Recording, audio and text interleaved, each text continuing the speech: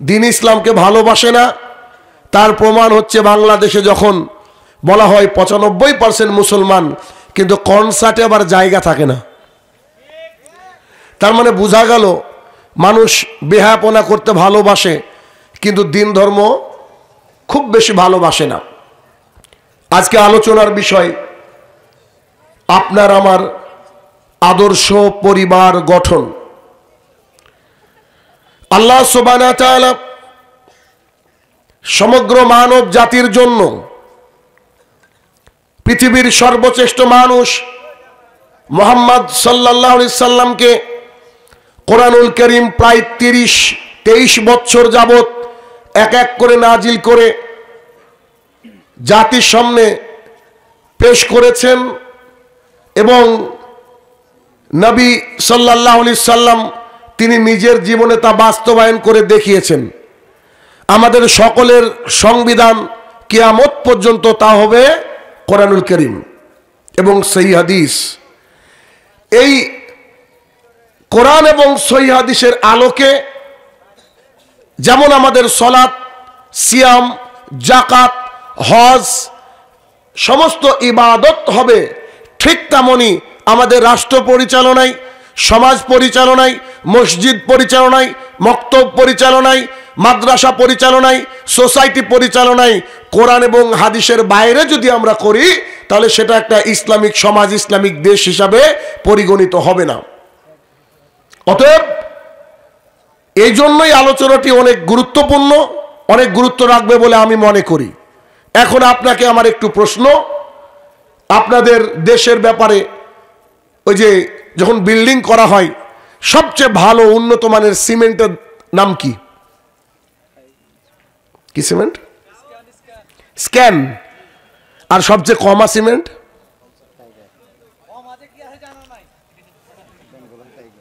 Tiger.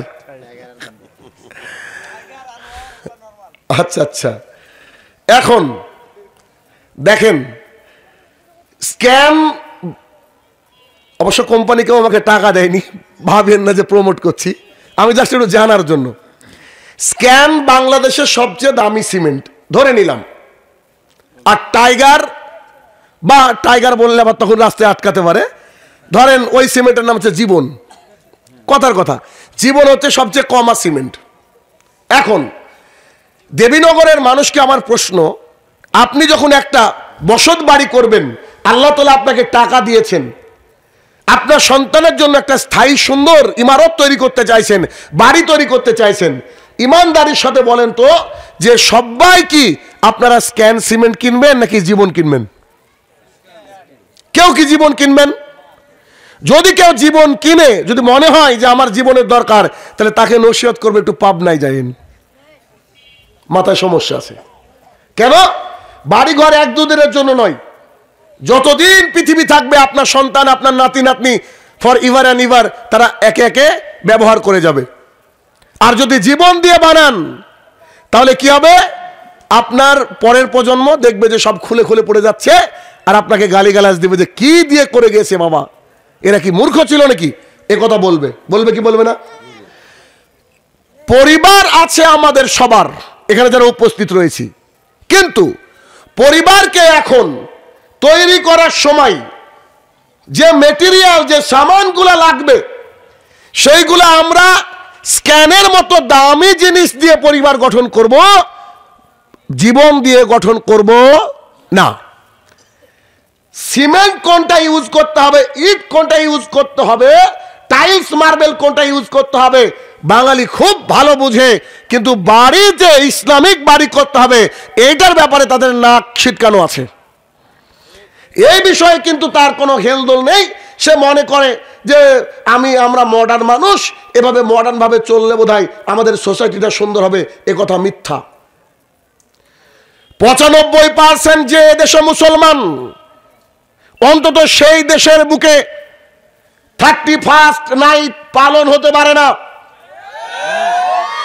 95% যে দেশে মুসলমান, তাওহীদি জনতা বলা হয়, যদি তাওহীদ বুকের মধ্যে থাকে তাহলে আল্লাহর কাছে বাদ দিয়ে পীর মুরিদ আর ওই মাজারে মানুষ চাইতে পারে না।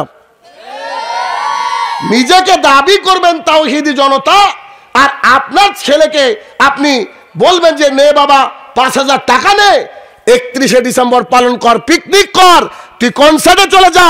আর কনসার্টে গিয়ে ওদিকে রাহাত ফাতে আলী খান গান করছে, আর এদিকে একজনের ছেলে আর একজনের মেয়ে জড়াজড়ি করছে প্রকাশ্য, একেবারে সবাই ক্যামেরা তার দিকে তাক করে আছে, গোটা বিশ্ব দেখছে, সেই জেনাকার জেনাকারিনী ওই দুজনকে দেখছে। এরা কখনো মুসলমানের সন্তান হতে পারে না। জীবন দিয়ে তৈরি করলে তো বাড়ি ভাঙবেই। দরকার হচ্ছে স্ক্যানার। তাহলে আমার পরিবারকে যখন আমি গঠন করব, যারা আমরা করে ফেলেছি তাদের ওষুধ পরে দিব, যারা আমরা এখন ভাবছি যে পরিবার তৈরি করব তাদেরকে আমার নসিহত হচ্ছে যে আপনি বাড়ি করার জন্য ইট কিনলেন, সিমেন্ট কিনলেন, রড কিনলেন, বালি কিনলেন, পাথর কিনলেন, এই যে কিনলেন, যেখানে কিনেছেন বিশ্বস্ত হার্ডওয়্যারের কাছে গিয়ে কিনবেন। আচ্ছা, আল্লাহর জমিনে যখন একটা মানুষ পরিবার গঠন করার চিন্তা করে, তার প্রথম কাজ, পরিবার গঠন করার চিন্তার প্রথম কাজ হচ্ছে বিয়ে করে সন্তান হবে, সন্তানকে মানুষ করব। এই চিন্তা করার আরো 10 বছর আগে থেকে ভাবতে হবে। প্রথম আমাদের সিমেন্ট বালি ইট হচ্ছে যাকে বিয়ে করব, এ কি জীবন নাকি স্ক্যানার, এটা দেখতে হবে।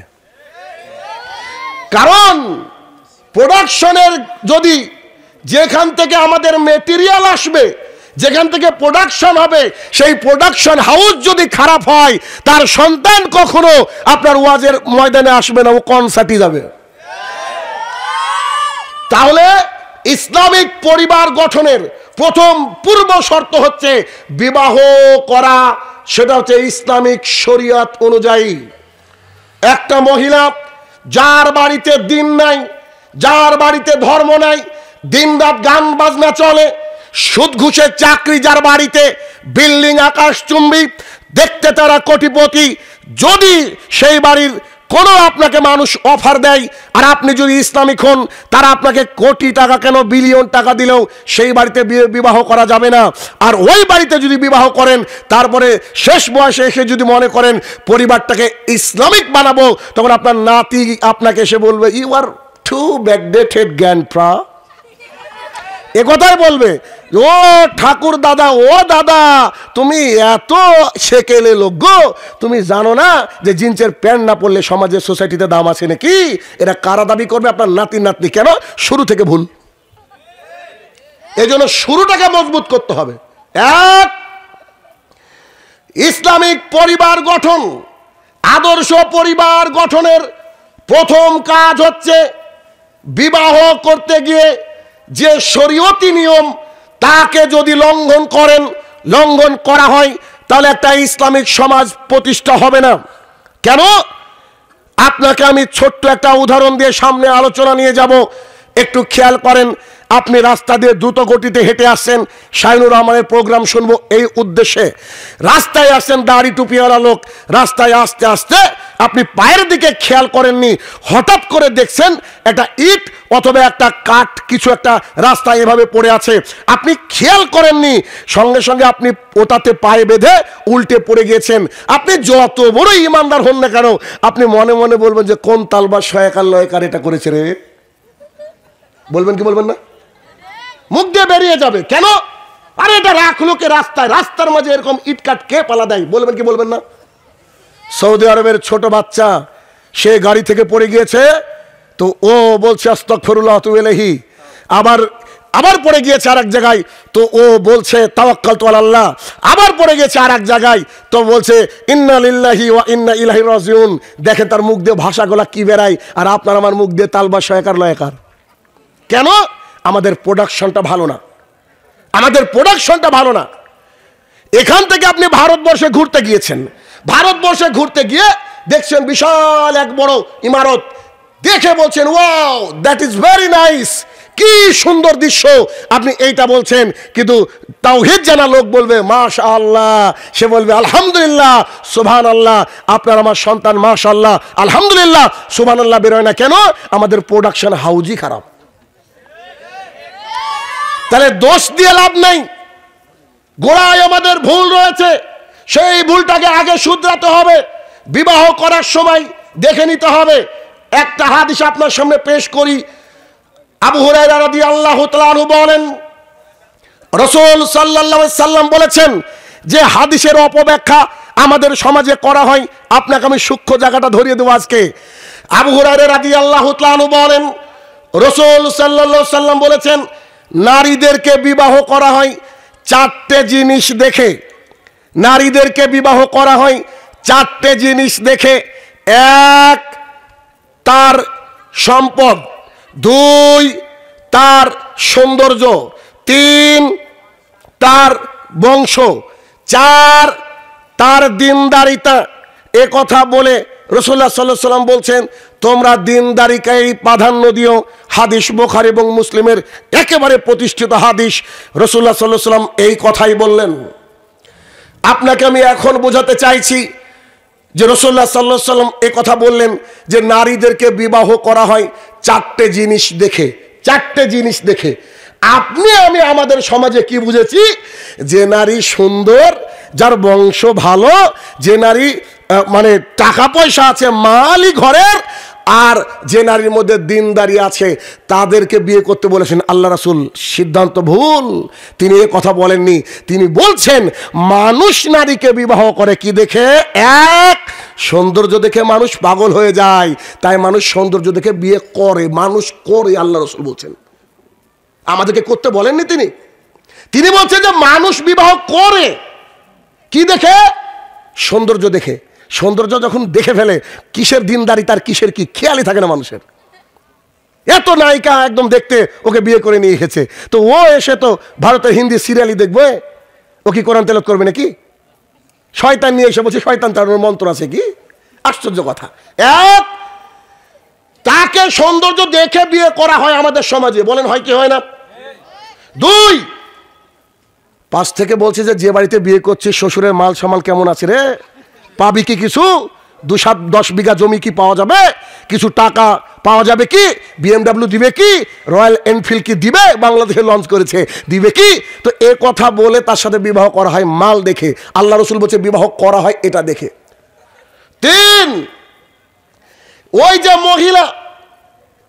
মহিলা তার বংশটা কেমন, সে কি চৌধুরী বংশের নাকি অমক বংশের, তার বংশের পেছনের মানুষ কি আমেরিকায় ছিল নাকি লন্ডনে ছিল, এইটা দেখে বিবাহ করা হয়।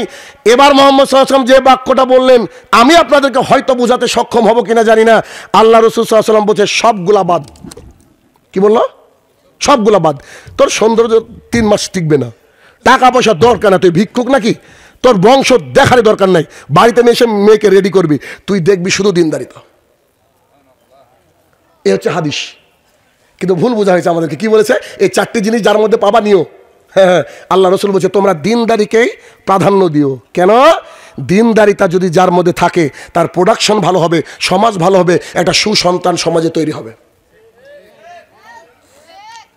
তার মানে যে মহিলা রাস্তা দিয়ে 11, 12, 15 বছর বয়স পর্যন্ত জাতির সামনে হেঁটে যায়, জিন্সের প্যান্ট পরে, খোলামেলা পোশাক পরে, জাতির লোক সবাই তার চেহারা দেখেছে, এই মহিলাকে আপনাকে এলাকা থেকে বয়কট করতে হবে, এর সাথে আমি বিবাহ করব না, আমার সন্তানের বিবাহ দিব না, এরকম করে যদি আপনারা পণ করতে পারেন, একটা সমাজ নিশ্চিত সুধরে যাবে। কিন্তু আমাদের সমাজ ভিন্ন, আমাদের সমাজ উল্টো। যে যত জিন্সের প্যান্ট পরবে আর যত টি শার্ট পরবে, তা সে নাকি তত বেশি সুন্দরী। আশ্চর্য দুনিয়া।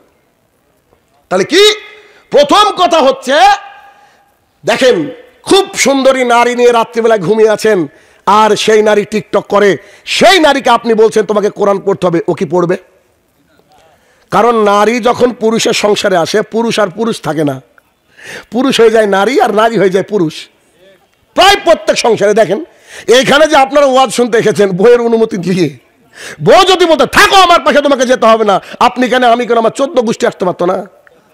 সবাই আমরা বাধা স্ত্রীর কাছে, কি গো ঠিক না ভাই? এ কথা কেউ বলবেন, এটা গোপন কথা।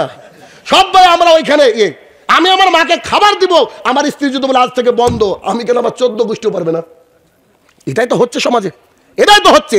তাহলে কি, স্ত্রীকে যদি আপনি মানে সুন্দর, সেই সাথে ধনী, সেই সাথে রূপ সৌন্দর্যে মুগ্ধ ইত্যাদি ইত্যাদি দেখতে চান, বিশ্বাস করেন সারা জীবনের শান্তি আপনি নষ্ট করলেন, সারা জীবনের। কিন্তু আপনি এগুলো কিচ্ছু দেখলেন না। মহিলা দিনদারিতা দেখলেন, সালাত আদায় করে, সিয়াম পালন করে, নিজে বলবো না তারপরে পর্দা করে, নিজের ভাইয়ের সাথে দেখা করাকে মৃত্যু সমতুল্য মনে করে, দিন রাত সন্তানকে তারবিয়ত দেয়। বাবু বাড়িতে ঢোকার সময় সালাম দেবা, বেটা কোনো বুজুর্গ মানুষ দেখলে সালাম দেবা, আদবের সাথে তাদেরকে সম্মানের সাথে চেয়ার ছেড়ে দেবা। এইরকম মা যদি তার সন্তানকে বোঝাতে থাকে, একটা সমাজ শুধরাতে কতটুকু সময় লাগবে? মানুষ মনে করে সৌন্দর্য একটা নারী, যার মধ্যে অনেক সৌন্দর্য রয়েছে, তাকে বিবাহ করব, বিবাহ করার পর তাকে পরিবর্তন করব। দেবীনগরবাসী আপনাদেরকে একটা কথা বলে যাই, খুব মনোযোগ সহকারে শুনবেন।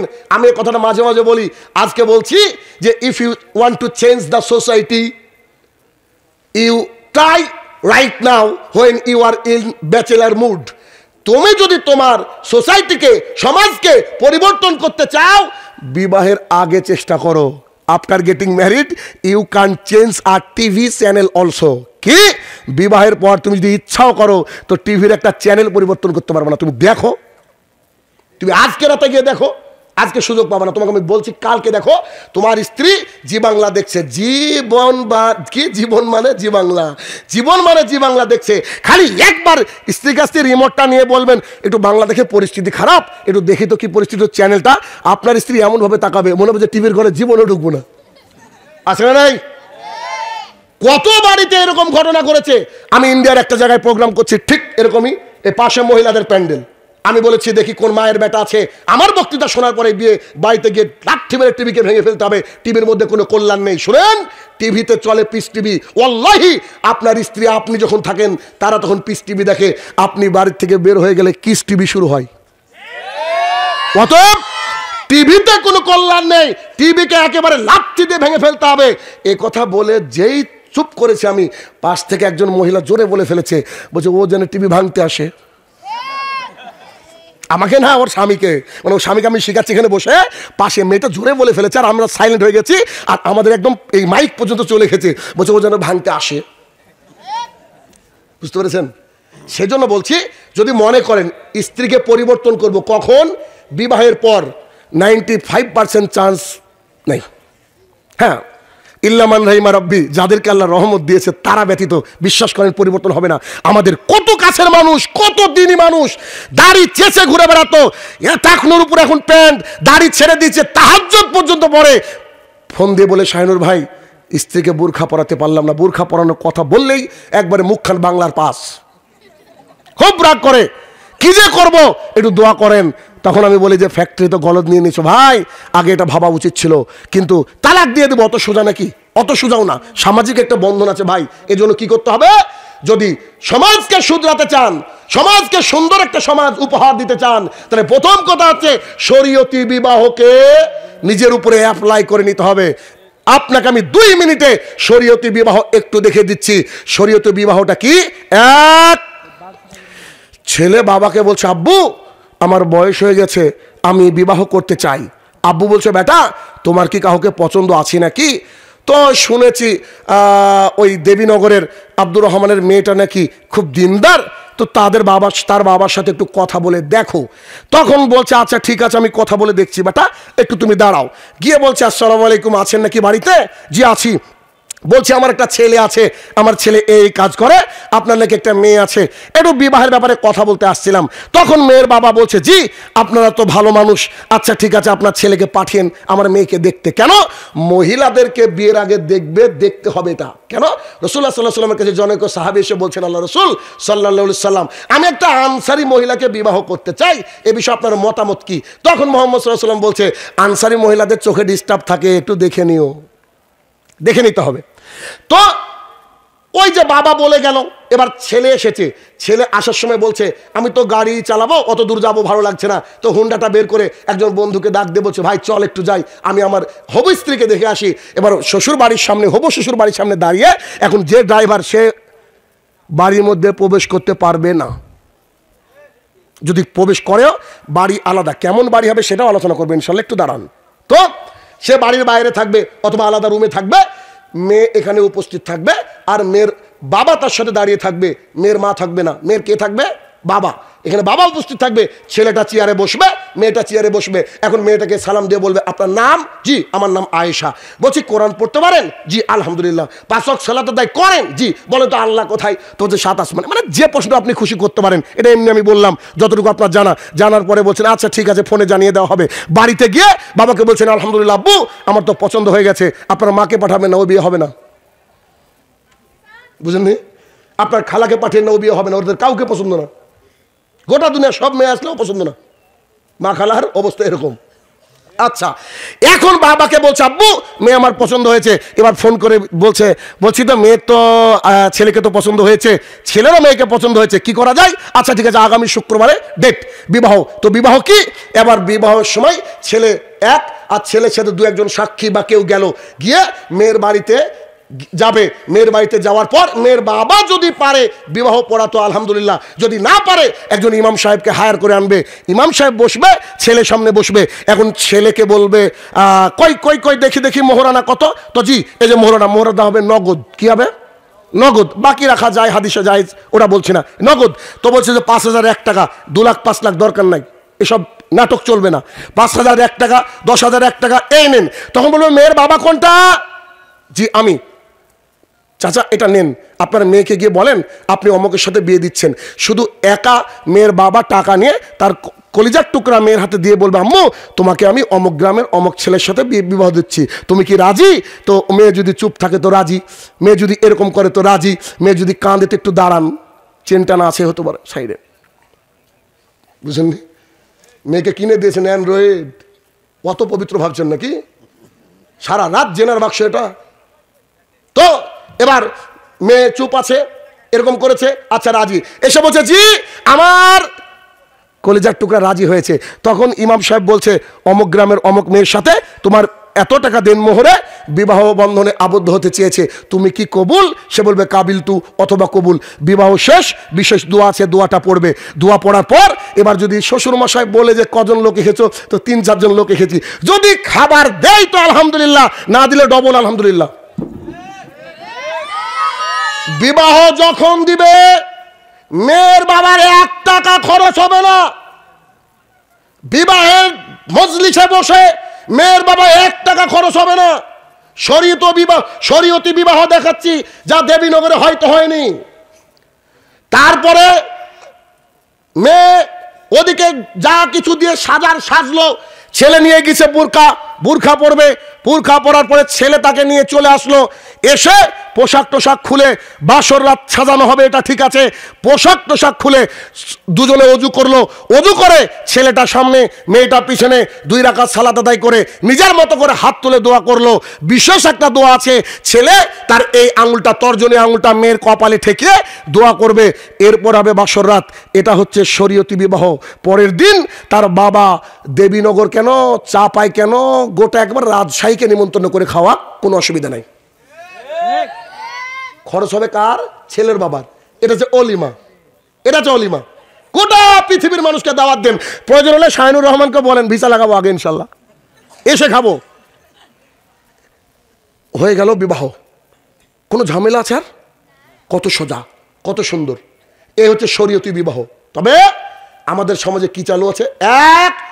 যখন মেয়েকে দেখতে যাওয়ার জন্য বলছে কে যাবে, তো বলছে যে তোর দুলা ভাই তো আগে যাবে। তো দুলা ভাই যদি আগে যায় তো শিয়ালের কাছে মুরগি পোষানি দিয়ে টিকা নেবার। তো দুলা ভাই গিয়েছে, আর একটা দাদা গোছের লোক গিয়েছে গ্রাম থেকে, আর আরো লোক গিয়েছে। এরকম করে আমরা বসে আছি, এভাবে একদম মানে বিসিএস এর এখন প্রশ্নোত্তর হচ্ছে, এরকম বসেছে। মেয়েটা খোলা মাথায় ওখানে বসেছে। এখন ইনি এক প্রশ্ন, আমি এক প্রশ্ন, উনি এক প্রশ্ন করতে করতে নাজেহাল অবস্থা। একটু বয়স্ক দাদু বলছে একটু উঠো তো পানি আনো, তো আসলে পানি আনতে বলেনি, মানে ঠিক যে কুরবানির আগে গরু কিনতে গিয়ে ঠ্যাং ঠিক আছে কিনা দেখেন না, ওরকম করে টেস্ট করছে। আছে নাই এগুলো? নাই জি। টেস্ট করার পর বলছে আচ্ছা ঠিক আছে, এরকম করে একেবারে এক গাদা খেয়ে তারপরে বাড়ি এসেছে। বাড়ি আসার পর আরেক দিন ডেকেছে, কেন? আজকে বিবাহের আশীর্বাদ হবে, দিন হবে। দিনের দিনে বলছে ছেলে কিন্তু প্রাইমারি শিক্ষক, 7 লাখ টাকা তো এমনি দিতে চাই, মানে নিবে 14 ও টার্গেট। 14 এই ইত্যাদি ইত্যাদি ইত্যাদি এরকম শোনেন। এখনই গুগলে গিয়ে লিখেন যৌতুক কোথা থেকে আসলো, তখন গুগল আপনাকে উত্তর দেবে। আমার লেখা একটা কিতাব আছে, বিবাহ একটি ইবাদত, আনিনি, ভাবেন না যে কিনতে বলবো। বিবাহ একটি ইবাদত, ওখানে আমি লিখছি যৌতুক হচ্ছে কি। আর্য বলে একটা জাতি ছিল, যারা ইতিহাস পড়ে তারা জানেন। আর্য বলে একটা জাতি ছিল, আর অনার্য বলে একটা জাতি ছিল। আর্যরা উন্নত জাতি হিন্দুদের মধ্যে, আর অনার্যরা নিচু জাতি। তো অনার্যরা চাইতো তাদের মেয়েকে আর্যর ঘরে দিবে, তাহলে কি ভালো থাকবে। তাই ওদের ঘরে দেওয়ার জন্য, এরা তো ছোট জাত, এরা লাখ লাখ টাকা যৌতুক দিত, তবে ওরা রাখতো। এই জন্য আগেকার যুগের আর্যরা শত শত বিবাহ করতো। তার মানে যৌতুক প্রথা এসেছে কোত্থেকে? হিন্দু থেকে। এখন মুহাম্মদ সাল্লাল্লাহু আলাইহি ওয়াসাল্লাম আবু দাউদের হাদিসে বলছে, মান তাশাব্বাহা বিগায়রি কওমিন ফাহুয়া মিনহুম। ও দুনিয়াবাসী, তোমরা শোনো, যে জাতি কোন জাতির অনুকরণ করবে, ওরা হচ্ছে তাদের দলের। ছেলের নাম রেখেছেন আব্দুর রহমান। যদি তাদেরকে অনুসরণ বলছে, আমার বংশে অনেকগুলা লোক, 150 বরযাত্রী আসবে। বরযাত্রী হচ্ছে হিন্দুয়ানা প্রথা, বরযাত্রী খানা খাওয়া হারাম।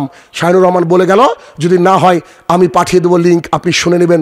বরযাত্রী খানা খাওয়া জায়েজ নয়। একটু একটু খেয়াল করেন তো, আমি বরযাত্রীর নাম রেখেছি জুলুম যাত্রী। কেন? কেন? যে লোকটা 150 বরযাত্রী নিচ্ছে, ও আনন্দে নিজের মনে ইচ্ছা করে, কোনোদিন 10টা লোককে খাওয়াইনি, ওর বয়স 70, আর আজকে 150 লোককে এমনি খাওয়াচ্ছে চাপে। ও খাওয়াচ্ছে চাপে। বরযাত্রী প্রথাও হিন্দুয়ানা প্রথা। 3 বলছে একটা আংটি ঢুকে দিয়ে গেছে, এর নাম হচ্ছে এনগেজমেন্ট, খ্রিস্টানদের রীতি। এনগেজমেন্ট করার পর থেকে ছেলে আর মেয়ে ফোনে চ্যাটিং করে, ফোনে কথা বলে, ফোনে ভিডিও চ্যাট করে। যতদিন এটা করছে কবুল বলার আগে, ততদিন এরা দুজনেই জেনাকারিনী। কবুল বলার আগে এই মহিলা আর এই পুরুষ দুজনে স্বামী স্ত্রী নয়। অতএব দেখা দেখে হওয়ার পর যদি কথা হয়, তাহলে এরা জেনার মধ্যে লিপ্ত আছে। এর এই বিবাহের মধ্যে কোনো থাকবে না, শরীয়তের বিষয় থাকবে না। 4 এটা খুব আছে বাংলাদেশে, এটা হাদিসের অপব্যাখ্যা। সেটা কি? বলছে যে গায়ে হলুদ আছে, গায়ে হলুদ আছে বিবাহে। গায়ে হলুদ কি? আপনি শুনলে শুধু তাজ্জব হয়ে যাবেন যে কি শুনছেন, আজকে আছেন কোথায়। একটু দেখেন গায়ে হলুদ কি। একটু হিন্দু ধর্মের রীতি অনুযায়ী পাপকে ক্ষমা করার 10টা মাধ্যম আছে। একেবারে মুখস্থ করে বাড়িতে যেতে হবে। হিন্দু ধর্ম অনুযায়ী পাপকে ক্ষমা করার কটা মাধ্যম আছে? 10টা।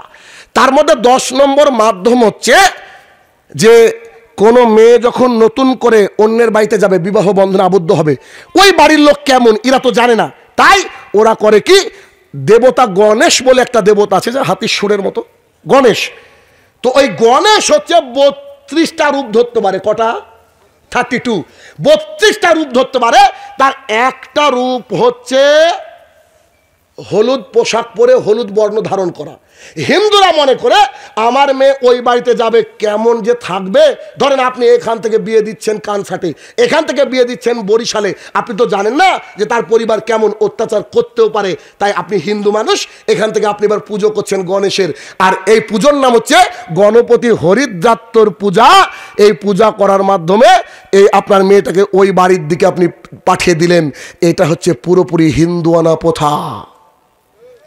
গায়ে হলুদ চলবে না। একটা হাদিসের অপব্যাখ্যা হয়। জনক সাহাবী এসে বলছেন, আসসালামু আলাইকুম আল্লাহ রসুল, আমি বিবাহ করেছি। এ কথা বলার আগে আল্লাহ রসুল তার গায়ে একটা হলুদ দাগ দেখে বলছে, তুমি কি বিবাহ করেছো? তো জি, আমি বিবাহ করেছি। আসলে হলুদ দাগ মানে হলুদ নয়, ওটা এক ধরনের পারফিউম। বাসর রাতে গেলে ওটা কি করা হয়? মাখা হয়। ঠিক যেমন করে কোনো মাইয়াতের বাড়িতে গেলে দেখবেন একটা সেন্ট দেওয়া হয় না, শুনলে আমরা বুঝতে পারি যেটা মরা বাড়ির সেন্ট, বলি কিনা বলি না, ওই রকম সেই জামানায় এই ব্যবস্থা ছিল। অথচ আজকে গায়ে হলুদের ব্যবস্থা করেছে। এটা কোত্থেকে এসেছে? হিন্দুয়ানা প্রথা। আমার লেখা বইয়ের 20 নম্বর পেজের এই কথা। এরা একেবারে মানে সব কিছু উল্লেখ দিয়ে এখানে লেখা রয়েছে। তাহলে বিষয়টা কি হলো? গায়ে হলুদ প্রথা চলবে না। এরপরে তো এটা হলো বাইরে বরযাত্রী দাঁড়িয়ে আছে, ছেলেকে ওর ভাবি গা ধুয়ে দিচ্ছে। কেন? ও কি প্যারালাইসিস? দেখি দেয় না, ওর ভাবি ওর খালা ওকে গা ধুয়ে দিচ্ছে, ও প্যারালাইসিস। আশ্চর্য দুনিয়া। এরকম করে কত রকমের ক্যামেরাম্যান গিয়ে একবার এই করে ছবি তুলছে, মেয়েটাকে একবার বলছে ঠোঁটটাকে উপরের দিকে তুলো, কানটাকে নিচের দিকে নামাও, এরকম করে ব্যস্ত। তার মানে আমাদের সমাজে বিবাহ নামক যা প্রথা চালু আছে সবগুলো আছে নাজায়েজ, এগুলো চলারই না। ইসলাম হচ্ছে, যা আগে আপনাকে 2 মিনিটে বলেছি, ওটা হচ্ছে শরীয়তি বিবাহ। ওটা হচ্ছে কি? এটা তো শেষের দিকে বলবো, হ্যাঁ, নাহলে ডিস্টার্ব হবে তখন। শরীয়তি বিবাহ এটা। আর যেদিন ছেলের বাড়িতে কি হবে, ওই যে অলিমা হবে, সেদিন যদি মেয়েদেরকে ডাকতে হয় ডাকেন, এই যে এরকম করে সেপারেট প্যান্ডেল করেছেন, এখান থেকে ওইদিকে আলাদা, এদিকে আলাদা, এখানে লিখে দেবেন ম হয় শিল আকার বড় করে, এখানে মহিলারা খাবে, মহিলারা পরিবেশন করবে, ওদিকে পুরুষ খাবে, পুরুষ পরিবেশন করবে। আমার স্ত্রী সারা জীবন নিকাব পরে থাকলো আর পরপুরের সামনে বসে খাবে, এটা হয় নাকি? দেখেন এখন এই সমাজে যদি বিয়ে পড়াতে চান কি হবে। তাই তো আমাদের ভারতবর্ষের একজন পুলিশ অফিসার আমাকে বলছে, আমার জীবনে খুব বড় শখ, আমার বিবাহ পড়াবে শাহিনুর রহমান। তা আমি বললাম আপনার বিবাহ পড়াতে আমি রাজি, তবে আপনাকে বলছি কিছু পুলিশ ফোর্স রেখে না, আমি গেলেই ঝামেলা হবে ফরজ। কেন? সমাজে যা প্রথা আছে এটা তো ইসলামিক প্রথা না, হিন্দু থেকে নেওয়া, খ্রিস্টান থেকে নেওয়া, ইহুদি থেকে নেওয়া, সব চারিদিক থেকে। আরে এত মানে চারিদিকে ধর্ম থেকে নেওয়া আমার ধর্মের রীতি নাকি? আল্লাহ রসুল যা বলেছেন তা ফাইনাল, আল্লাহ যা বলেছেন তা ফাইনাল, এর বাইরে কোনো কথা হবে না। তাহলে কি প্রথম কথা হচ্ছে, এইভাবে যদি বিবাহ করেন, এইভাবে গান বাজনা, আর গান বাজনা তো আছে, 7 দিন থেকে ভূমিকম্প চলছে এলাকায়, আর ইন্ডিয়ান গান, আর কি নাচ, আউযুবিল্লাহ, চিন্তা করেন। তাহলে কি প্রথম কথা হচ্ছে, বিবাহ ভালো পাত্রী দেখে বিবাহ করবেন। কারণ মহিলা কি একটা জিনিস, কি দিয়ে বুঝাবো আপনাকে, একটু দেখাই। আনাস রাদিয়াল্লাহু তাআলা আনহু বলেন, রাসূল সাল্লাল্লাহু আলাইহি সাল্লাম বলেছেন, যার 2টা কন্যা সন্তান আছে, তাকে যদি ঠিক করে পরবরিশ করে, ঠিক করে লালন পালন করে, তাহলে সেই ব্যক্তির বাবা আর আমি মুহাম্মদ সাল্লাল্লাহু আলাইহি সাল্লাম কিয়ামতের মাঠে জান্নাতে এভাবে থাকবো। এভাবে তিনি 2টা আঙ্গুল ফাঁক করে দেখালেন। হাদিস বুখারী মুসলিম। উকবা ইবনে আমির রাদিয়াল্লাহু তাআলা আনহু বলেন, রাসূল সাল্লাল্লাহু আলাইহি সাল্লাম বলেছেন, যার 3টে কন্যা সন্তান আছে, কন্যার উপরে সন্তুষ্ট হয়ে গেল, সন্তুষ্ট হওয়ার পর এবার তিনি যে মানের খেলেন তাকে তাই খাওয়িয়েছে, তিনি যা মানের পড়েছেন তাকে সেই মানের পড়িয়েছে, আর সৎ পাত্রের সাথে বিবাহ দিয়েছে, সেই মানে মহিলার পিতা, সেই মেয়ের পিতা, আর আমি মুহাম্মদ সাল্লাল্লাহু আলাইহি ওয়াসাল্লাম এভাবে থাকবো। আল্লাহ রাসূল সাল্লাল্লাহু আলাইহি ওয়াসাল্লাম এভাবে বলছে। এবার আপনি খাওয়ালেন, ঠিক আছে, পর্দা করালেন, ঠিক আছে, ইসলামিক তরবিয়ত দিলেন, এখন আপনি ছেলে, ভালো ছেলে খুঁজছেন, ভালো ছেলে আশাব রেখে পাওয়া যাবে না, বুঝেননি? ভালো ছেলে যদি পেতে হয়, আমি একটা ট্রিক বের করেছি, এর চেয়ে ভালো ট্রিক আছে বলে আমার মনে হয় না। যদি ভালো ছেলে খুঁজতে চান, ফজরে মসজিদে যাবেন, আল্লাহি আল্লাহর কসম করে বলছি, এর মতো ভালো ছেলে পাবেন না। রুজির মালিক কে? এখন আপনি ভাবছেন ফজরে যে লোকটা যায় সে তো গরিব, আর আমি তো আকিজ কোম্পানির মালিকের ছেলের সাথে আমার বিয়ে দিব, বিড়ি খাবে, থাকবো, অসুবিধা কি? মনে করছে যে থাক না, এরকম মনে করছে। শোনেন, কোটিপতি লোককে বাড়িতে নেমন্তন্ন করেছেন, চাপায়ের বিখ্যাত মিষ্টি এনেছেন, ইলিশ এনেছেন, গরুর গোস্ত, পায়রার গোস্ত, হাঁসের গোস্ত সব রেডি করে দিয়েছেন। খুব কোটিপতি মানুষ, দিন গেলে 1 লাখ 2 লাখ 5 লাখ করে ইনকাম করে। এখন বলছে, বাবা বলছি করলা নাই, করলা। বলছি চাচা এতগুলো আয়োজন করলাম, এত সুন্দর খাবার, এগুলো দেখে করলা খুঁজছেন কেন? বলছে I am suffering from diabetes. Lakh lakh টাকার মালিক, আল্লাহ মুখ বন্ধ করে দিয়েছে। ঠিক তখনই বাইরে এসে দেখবেন কোনো সিএনজিওয়ালা, টোটোওয়ালা আছে কিনা, ওকে ধরে নিয়ে গিয়ে বলছেন, ভাই কি দিব? বলছে সবগুলা দেন 5টা করে, বুঝলেন? সব খাবার দেন, আমার কোনো অসুখই নাই, আল্লাহ আমাকে এত ভালো রেখেছে। এসার পর ঘুমিয়ে গিয়ে ফজরে হাইয়ালা সালা ডাকে উঠে গিয়েছে, আর এ উঠেনি আল্লাহর ডাকে, কিন্তু ওকে ডাক্তার বলেছে যে তোমাকে ফজরের আগে উঠে দৌড়াতে হবে। ও ডাক্তারের কথায় দৌড়ায়, অথচ আল্লাহর ডাকে মসজিদে যেতে পারে না। অতএব আদর্শ সমাজকে গঠন করতে হবে ভাইয়েরা আমার। তাহলে কি? এক হচ্ছে বিবাহ করবেন, বিশ্বাস করেন একটা কথা প্রচলিত আছে, যদিও কথাটা ঠিক না, তবুও বলি যে আমাদের হিন্দিতে একটা কথা প্রচলিত আছে যে হার মর্দ কো দুসরে কা বিবি পছন্দ আতা হে। প্রত্যেকটা পুরুষের অন্যের বউ কি ভালো লাগে। তার মানে আপনি যাকে সৌন্দর্য দেখে বিয়ে করে আনলেন, 6 মাস পর যতই সৌন্দর্য থাক আপনার কাছে আর ভালো লাগবে না। অথবা আপনি দিনদারি মহিলা বিয়ে করেন, সারা জীবন শান্তি আর শান্তি, সারা জীবন শান্তি আর শান্তি, গ্যারান্টি দিয়ে বলছে, আল্লাহ রসুল বলেছেন। তাহলে কি করতে হবে? এক, ফ্যাক্টরি ভালো আনতে হবে, বিবাহ ভালো করতে হবে, বিবাহ ভালো করলে সন্তান হবে সুন্দর, আর সন্তানকে মাই তরবিয়ত করবে। এক। আর একটা কথা বলি, আর একটা হাদিস বিখ্যাত, আব্দুল্লাহ ইবনে আমর রাদিয়াল্লাহু তাআলা আনহু বলেন, রাসূল সাল্লাল্লাহু আলাইহি সাল্লাম বলেছেন, গোটা পৃথিবীটা হচ্ছে সম্পদ, গোটা পৃথিবীটা হচ্ছে সম্পদ, আর তার মধ্যে সবচেয়ে উন্নততর সম্পদের নাম হচ্ছে আলমারাতু সলেহা, নেককার বউ। নেককার বউ চাপাই বিক্রি করলে হবে না, রাজশাহী বিক্রি করলে হবে না, গোটা পৃথিবী বিক্রি করলে হবে না, এত মূল্য আল্লাহ সুবহানাহু ওয়া তাআলা তাদেরকে দিয়েছে। অতএব নারীদেরকে সিলেকশন করতে হবে সুন্দর, যাতে করে একটা সুন্দর সোসাইটি গঠিত হয়। প্রথমে কি করতে হবে? নারী সুন্দর দেখে নারী আনতে হবে। 2, নারী সুন্দর মানে, আমি সুন্দর মানে এটা বুঝাতে চেয়েছি যে সে দিনদারি তার যার মধ্যে রয়েছে সেই সুন্দর, দুনিয়ার সুন্দর সুন্দর না। অতএব নারীকে সুন্দর আনতে হবে, দিনদারিতায় ভরপুর আনতে হবে। 2, আল্লাহ রাসূল সাল্লাল্লাহু আলাইহি ওয়াসাল্লাম সবসময় দোয়া করতেন, হে আমার প্রতিপালক, আমাকে খারাপ প্রতিবেশীর হাত থেকে দূরে রাখেন, কারণ খারাপ প্রতিবেশীর পাশে যদি বাড়ি করা হয় অবস্থা খুব খারাপ, নাজেহাল অবস্থা। এজন্য আপনাকে বাড়িঘর তৈরি করতে হবে এমন জায়গা দেখে যে আপনার বাড়ির পাশে যেন মসজিদ থাকে। চেষ্টা করতে হবে, সবাই তো পারবে না, চেষ্টা করতে হবে বাড়ির পাশে যেন মসজিদ থাকে, তামান্না রাখতে হবে বুকের মধ্যে, বাড়ির পাশে যেন মসজিদ থাকে, বাড়ির আশেপাশের 8-10 ঘর যেন খুব ভালো ইমানদার মুসলমান হয়, এরকম বাড়ি করবেন। আর বাড়ি করার সময় যে কাজটা করবেন সেটা কি, একটা ঘর করবেন বাড়ির সাথে ফুল আলাদা, পুরো আলাদা।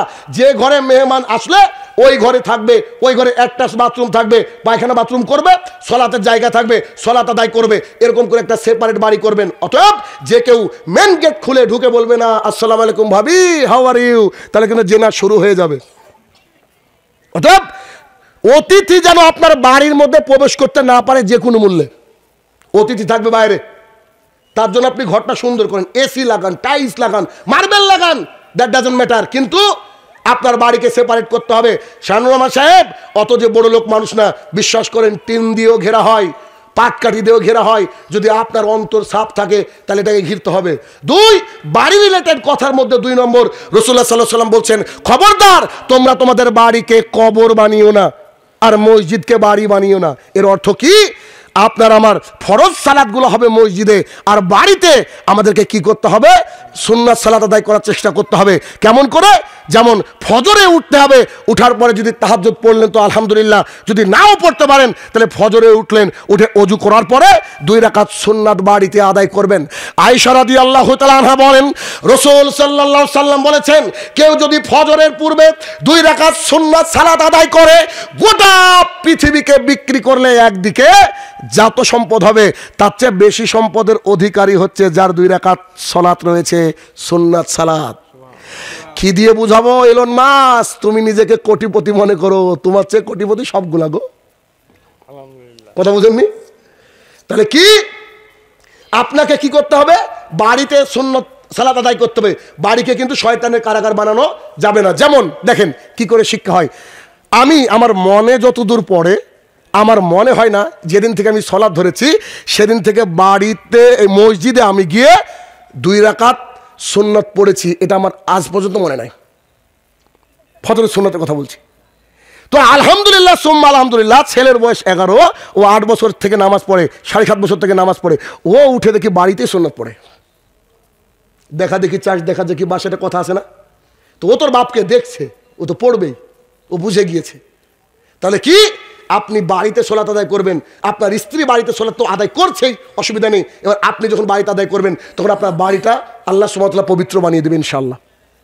3, বাড়ি রিলেটেড রাসূল সাল্লাল্লাহু আলাইহি ওয়াসাল্লাম বলছেন, যে বাড়িতে সূরা বাকারা তেলাওয়াত হয় সে বাড়িতে শয়তান থাকে না। হুজুরের কাছে গিয়ে বলছে, হুজুর তাবিজ দেন। আরে তোর তাবিজের গোষ্ঠী কিলাই, তাবিজ মানে তুমি সূরা বাকারা পড়ো।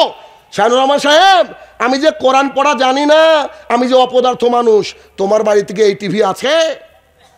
সবারই বাড়িতে নাই, প্রত্যেকের বাড়িতে অ্যান্ড্রয়েড মোবাইল আছে।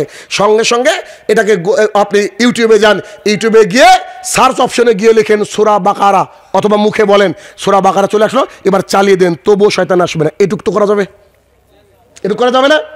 বাড়িতে জিন ভূতের উপদ্রব, বাড়িতে অমুক আসে, বাড়িতে বরকত নাই, কত কথা মানুষ শুনে, অথচ 1450 বছর আগে মুহাম্মদ সাল্লাল্লাহু আলাইহি ওয়াসাল্লাম বলেছে, যে বাড়িতে সূরা বাকারা তেলাওয়াত হয় ওই বাড়িতে শয়তান থাকতে পারে না। বাড়ি রিলেটেড 4 নম্বর কথা, বাড়িতে যখন আপনি ঢুকবেন তখন আপনার সন্তানকে শিখে দেবেন, বাড়িতে কেউ নাই, সবাই জলসা শুনতে এসেছেন, বাড়িতে যখন প্রথম চাবিটা ঢোকাবেন বলবেন বিসমিল্লাহ, তার বলবেন আসসালামু আলাইকুম। কেন? বাড়িতে জিন থাকে, যদি বিসমিল্লাহ বলেন আর সালাম দেন, তাহলে কি বাড়িতে শয়তান থাকতে পারবে না? আর দুই, আপনার বাড়িতে আল্লাহ সুবহানাহু ওয়া তাআলা বারাকা নাজিল করবে, করবে। একেবারে পিচ্চি পিচ্চি বাচ্চা আপনার বাড়িতে আছে, ওকে আজ থেকে শিখাবেন, বেটা তুমি যতবার বাড়িতে ঢুকবা অতবার তুমি সালাম দেবা, দেখবেন বরকতের শেষ থাকবে না। আপনি এবার করে দেখেন, আমি প্র্যাকটিক্যাল কথা বলে বলছি, আমি বাস্তব বলে বলছি। এ দেখেন আমার বাড়ি এখানে, আর এই প্যান্ডেল ওই জায়গায় আমার আব্বার বাড়ি, আমি করে দিয়েছি। কেন? আমরা দুই ভাই, আমার ভাইকে যতই ভালোবাসি না কেন, আমার স্ত্রীকে দেখার অধিকার রাখে না, এটা ইসলাম বলছে। এলাকার মানুষ মনে করলো শাহিনুর রহমান মনে হয় ওর বাপ থেকে আলাদা হয়ে গেল, মানুষকে কি দিয়ে বোঝাবো বলেন?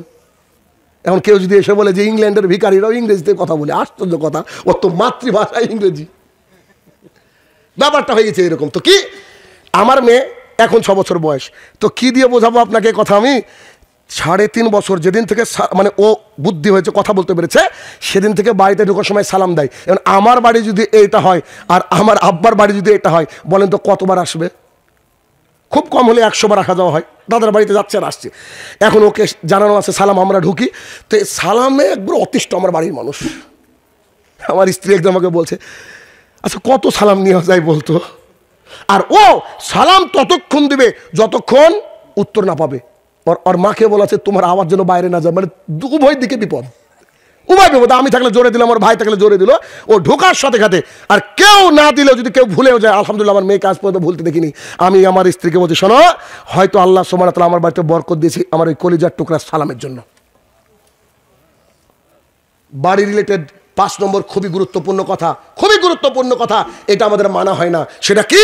আপনার সন্তান হোক, সন্তানের কথাই বলি, কাছের মানুষ হোক, খবরদার বাবা মায়ের ঘরে 3 সময় প্রবেশ করতে পারবে না। 3 সময় প্রবেশের জন্য অনুমতি লাগবে। দেবীনগরের মানুষ কান খুলে শুনে রাখুন, আপনার সন্তান হয়েছে তো কি হয়েছে, আপনি যে ঘরে ঘুমিয়েছেন যে কোনো মুহূর্তে আপনার সন্তান ঢুকতে পারবে না, চাই ছেলে হোক আর মেয়ে হোক। কেন? আর কোন সময়? 1, ফজরের পূর্বে বাবা মায়ের ঘরে প্রবেশ করার আগে অনুমতি নিতে হবে। 2, জোহরের পরে যখন মা বাবা খেয়ে দিয়ে বিশ্রাম করবে তখন অনুমতি নিতে হবে। 3, যখন এশার সালাত আদায় করার পরে মা বাবা ঢুকে যাবে তখন অনুমতি নিতে হবে। কেন? যখন বিশ্রাম করা হয় তখন মানুষ কাপড় খুঁড়েও বিশ্রাম করে, ওই মুহূর্তে আমার মা বাবা উলঙ্গ থাকতে পারে। এই জন্য এই 3 সময় সন্তান যদি ঘরে ঢুকতে চায়, তাহলে he or she has must permission, তাকে অবশ্যই কি নিতে হবে? পারমিশন নিতে হবে। দরজায় টোকা দিয়ে বলবো আব্বু আসতে চাইছি, আব্বু বলবে এটা একটু পরে আসো, তার মানে বুঝতে হবে যে আমার আব্বু আম্মু একান্ত অবস্থায় সময় কাটাচ্ছে। এই জন্য ইসলাম দেখেন কত সুন্দর একটা জীবন বিধায়। মা বাবার ঘরে ঢুকলে হট করে ঢুকে যেন উপস্থিত হয়ে যায় উভয়ে, এই ব্যবস্থা আল্লাহ সুবহানাহু ওয়া তাআলা করেননি। ছেলেকে তারবিয়ত শিখাতে হবে, মেয়েকে তারবিয়ত শিখাতে হবে। একটু বয়স বেড়ে গেলে কাছে আর শোয়া চলবে না, তাদেরকে আলাদা করতে হবে, বহু সন্তান কে পাশে শুয়ে রাখে, মা বাবা সহবাস করে, সেইটা ছেলেদের ইফেক্ট পড়ে পড়ে অনেক সন্তান নষ্ট হচ্ছে। আমি বলছি না, বিজ্ঞান বলছে। এই জন্য সৌদি আরবের বুকে 8-10 বছর হলে ওদেরকে আলাদা ঘর করে দেওয়া হয়। আর গোটা সোশ্যাল মিডিয়া বলছে সৌদি আরবের লোকের কি অন্তর নেই, ছেলেকে আলাদা করেছে। আর ওরা তো মা বাবা একসাথে শোয়া লোক না, সব একসাথে ঘুমানো লোক, ইহুদি খ্রিস্টানরা। এই জন্য তো ওদের মধ্যে জেনা আর জেনা চারিদিকে। তাহলে কি বাড়ি করতে হবে কি করে, মনে থাকবে কি বলেন? এই যে 5টা-6টা রীতি বললাম, এরপরে আপনি ইচ্ছা করলেই সহবাস করতে পারেন না। সহবাসের একটা দোয়া আছে, এই দোয়া আপনাকে মুখস্থ করতে হবে। যে দোয়ার অর্থ হচ্ছে, আল্লাহ আমাদের উভয়কে শয়তান থেকে মুক্ত রাখো, আমাদের সন্তান যেটা দিবা সেটা যেন নেক সলে ভালো বান্দা হয়। মা যখন তার পেটে সন্তান ধারণ করবে, সন্তান ধারণ করার কিছুদিন পর মায়ের দিন রাত কাজ হবে 2 থেকে 3টা। 1, মা সালাত আদায় করবে সময় মতো। 2, মা কোরআন তেলাওয়াত করবে। 3, ভালো ভালো আলেমদের লেকচার শুনবে, এই কাজগুলো করবে। 4, জিকির আজগার করবে। এর সন্তান 99% চান্স আল্লাহর জমিনে ভালো আসবে।